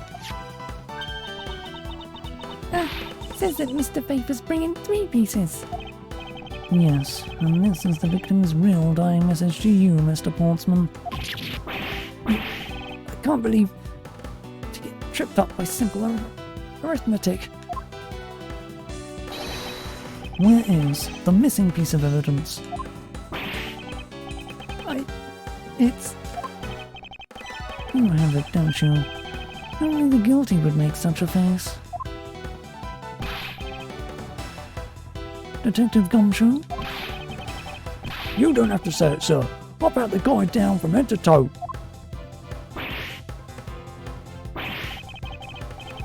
Don't come any closer. I'm warning you. Well, this is all part of the investigation, pal. So don't even think about stopping me. No! Hey, well, what's this?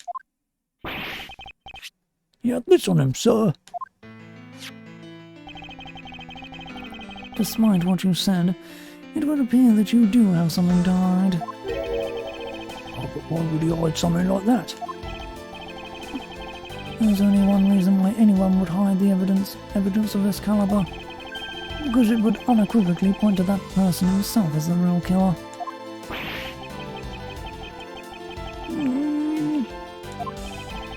Let's examine this videotape in a little more detail.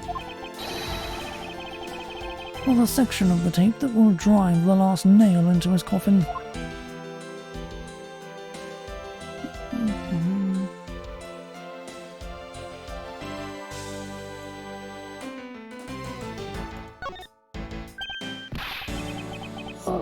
That's blood, isn't it?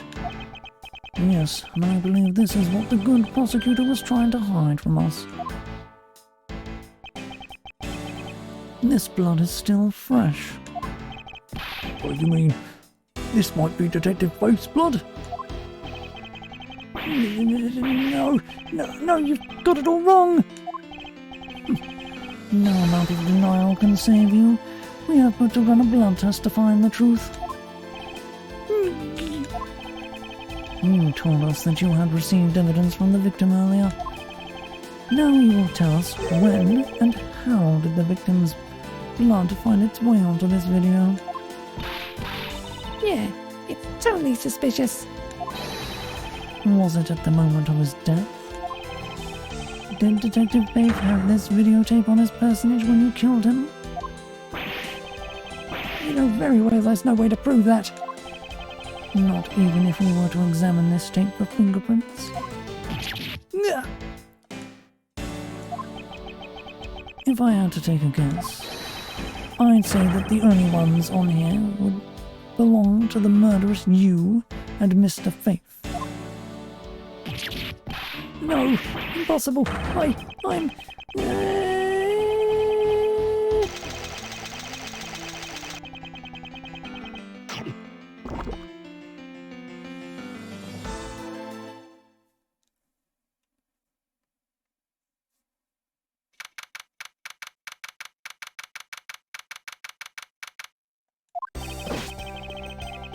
Mr. Portsman has been placed under arrest for the murder of Detective Buddy Faith, sir. Very good. And the results we got back from the lab tests on the tape turned out to be real solid, sir. The blood work came back and it was definitely Mr. Faith's blood on there. And as a bonus, they were able to lift a few of Mr. Faith's fingerprints as well. Thank you so much, Mr. Edgeworth. I still can't believe I got to see your cool deduction skills outside of the courtroom. I'm impressed beyond words, sir. It was nothing. I'm just sorry you got caught up in a murder in my office. Please, accept my apologies. It was nothing really, compared to what I've been through, I mean. I consider myself lucky that it was only a burglary and a murder this time, sir. If it had been a hold-up or a hostage situation, I'd have thrown my hands up in the air.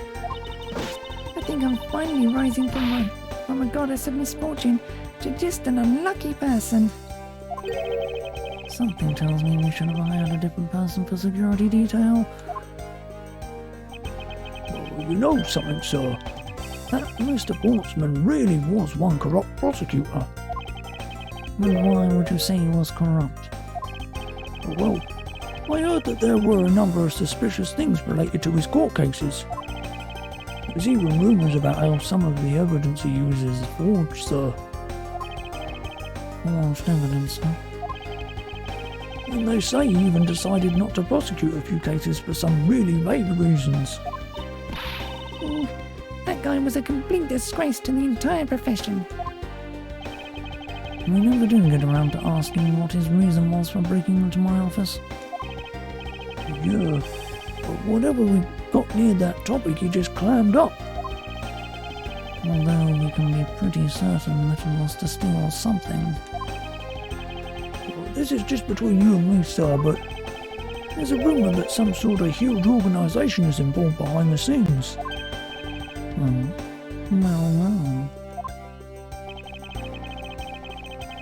With Mr. Portsman not willing to divulge anything, it certainly leads credence to that rumour. It would seem that we haven't heard the last of this. Oh, then Mr. Portsman isn't the bad guy? I didn't say that, but rather that there are still many more mysteries for us to solve. For example, we still haven't figured out the significance of this piece of evidence. Take that! The person who stole this file, the other villain of the night. Oh, yeah, I wonder who it was. And what happened to the stolen pages? I wonder, who in the world was it that held me up at gunpoint? Mr. Edgeworth, sir. Yes? Came across this while I was processing your office earlier, sir. This card. What is it, sir? Is that a bird or something on there? It's not just any bird. It is the mark of the raven, a three-legged raven. Even you should know about this. What this is, Detective. Oh, it's about that thing, isn't it? That great thief everyone's talking about. Yes, it is the mark of the great thief. Yatagarasu. Under the mark of the legendary bird, the Yatagarasu is noble to the end, a modern Robin Hood. Labelled mysterious and phantom-like, the Yatagarasu appears and vanishes at will. Though we don't know much about this thief's ultimate goal, we do know the targets. The Yatagarasu likes to find and make public evidence of corrupt dealings of all sorts. The theft is always performed in silence, and always with perfection. Once a target is chosen, no dramatic calling card or announcement is sent forth. Instead, the chosen corporation is infiltrated without even the target noticing. Some days later, the evidence that was found is sent out to the mass media, along with this single card. Although it has been a while since the Yatagarasu's last appearance. Hey, Mr. Edgeworth, look, something's written on the back. What? Let me see. It's the location of where the thief put the stolen files. So the person who stole the contents of the file was the Yatagarasu. Yatagarasu. Organization. Quite a few keywords are popping up in this mystery. The murder in my office. The return of the great thief Yatagarasu. Looking back, I can't say I didn't see these events coming. But they were heralded by the incidents that began to occur 2 days ago.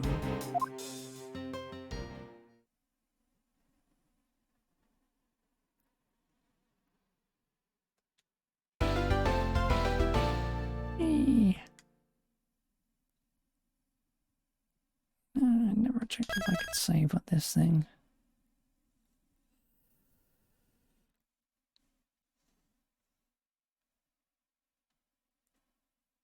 Boy, that took a while. Anyway. Ugh, why is everything all messed up? Anyway. Finish that one now. So, we'll be done for now. Ugh, messing up all my words today.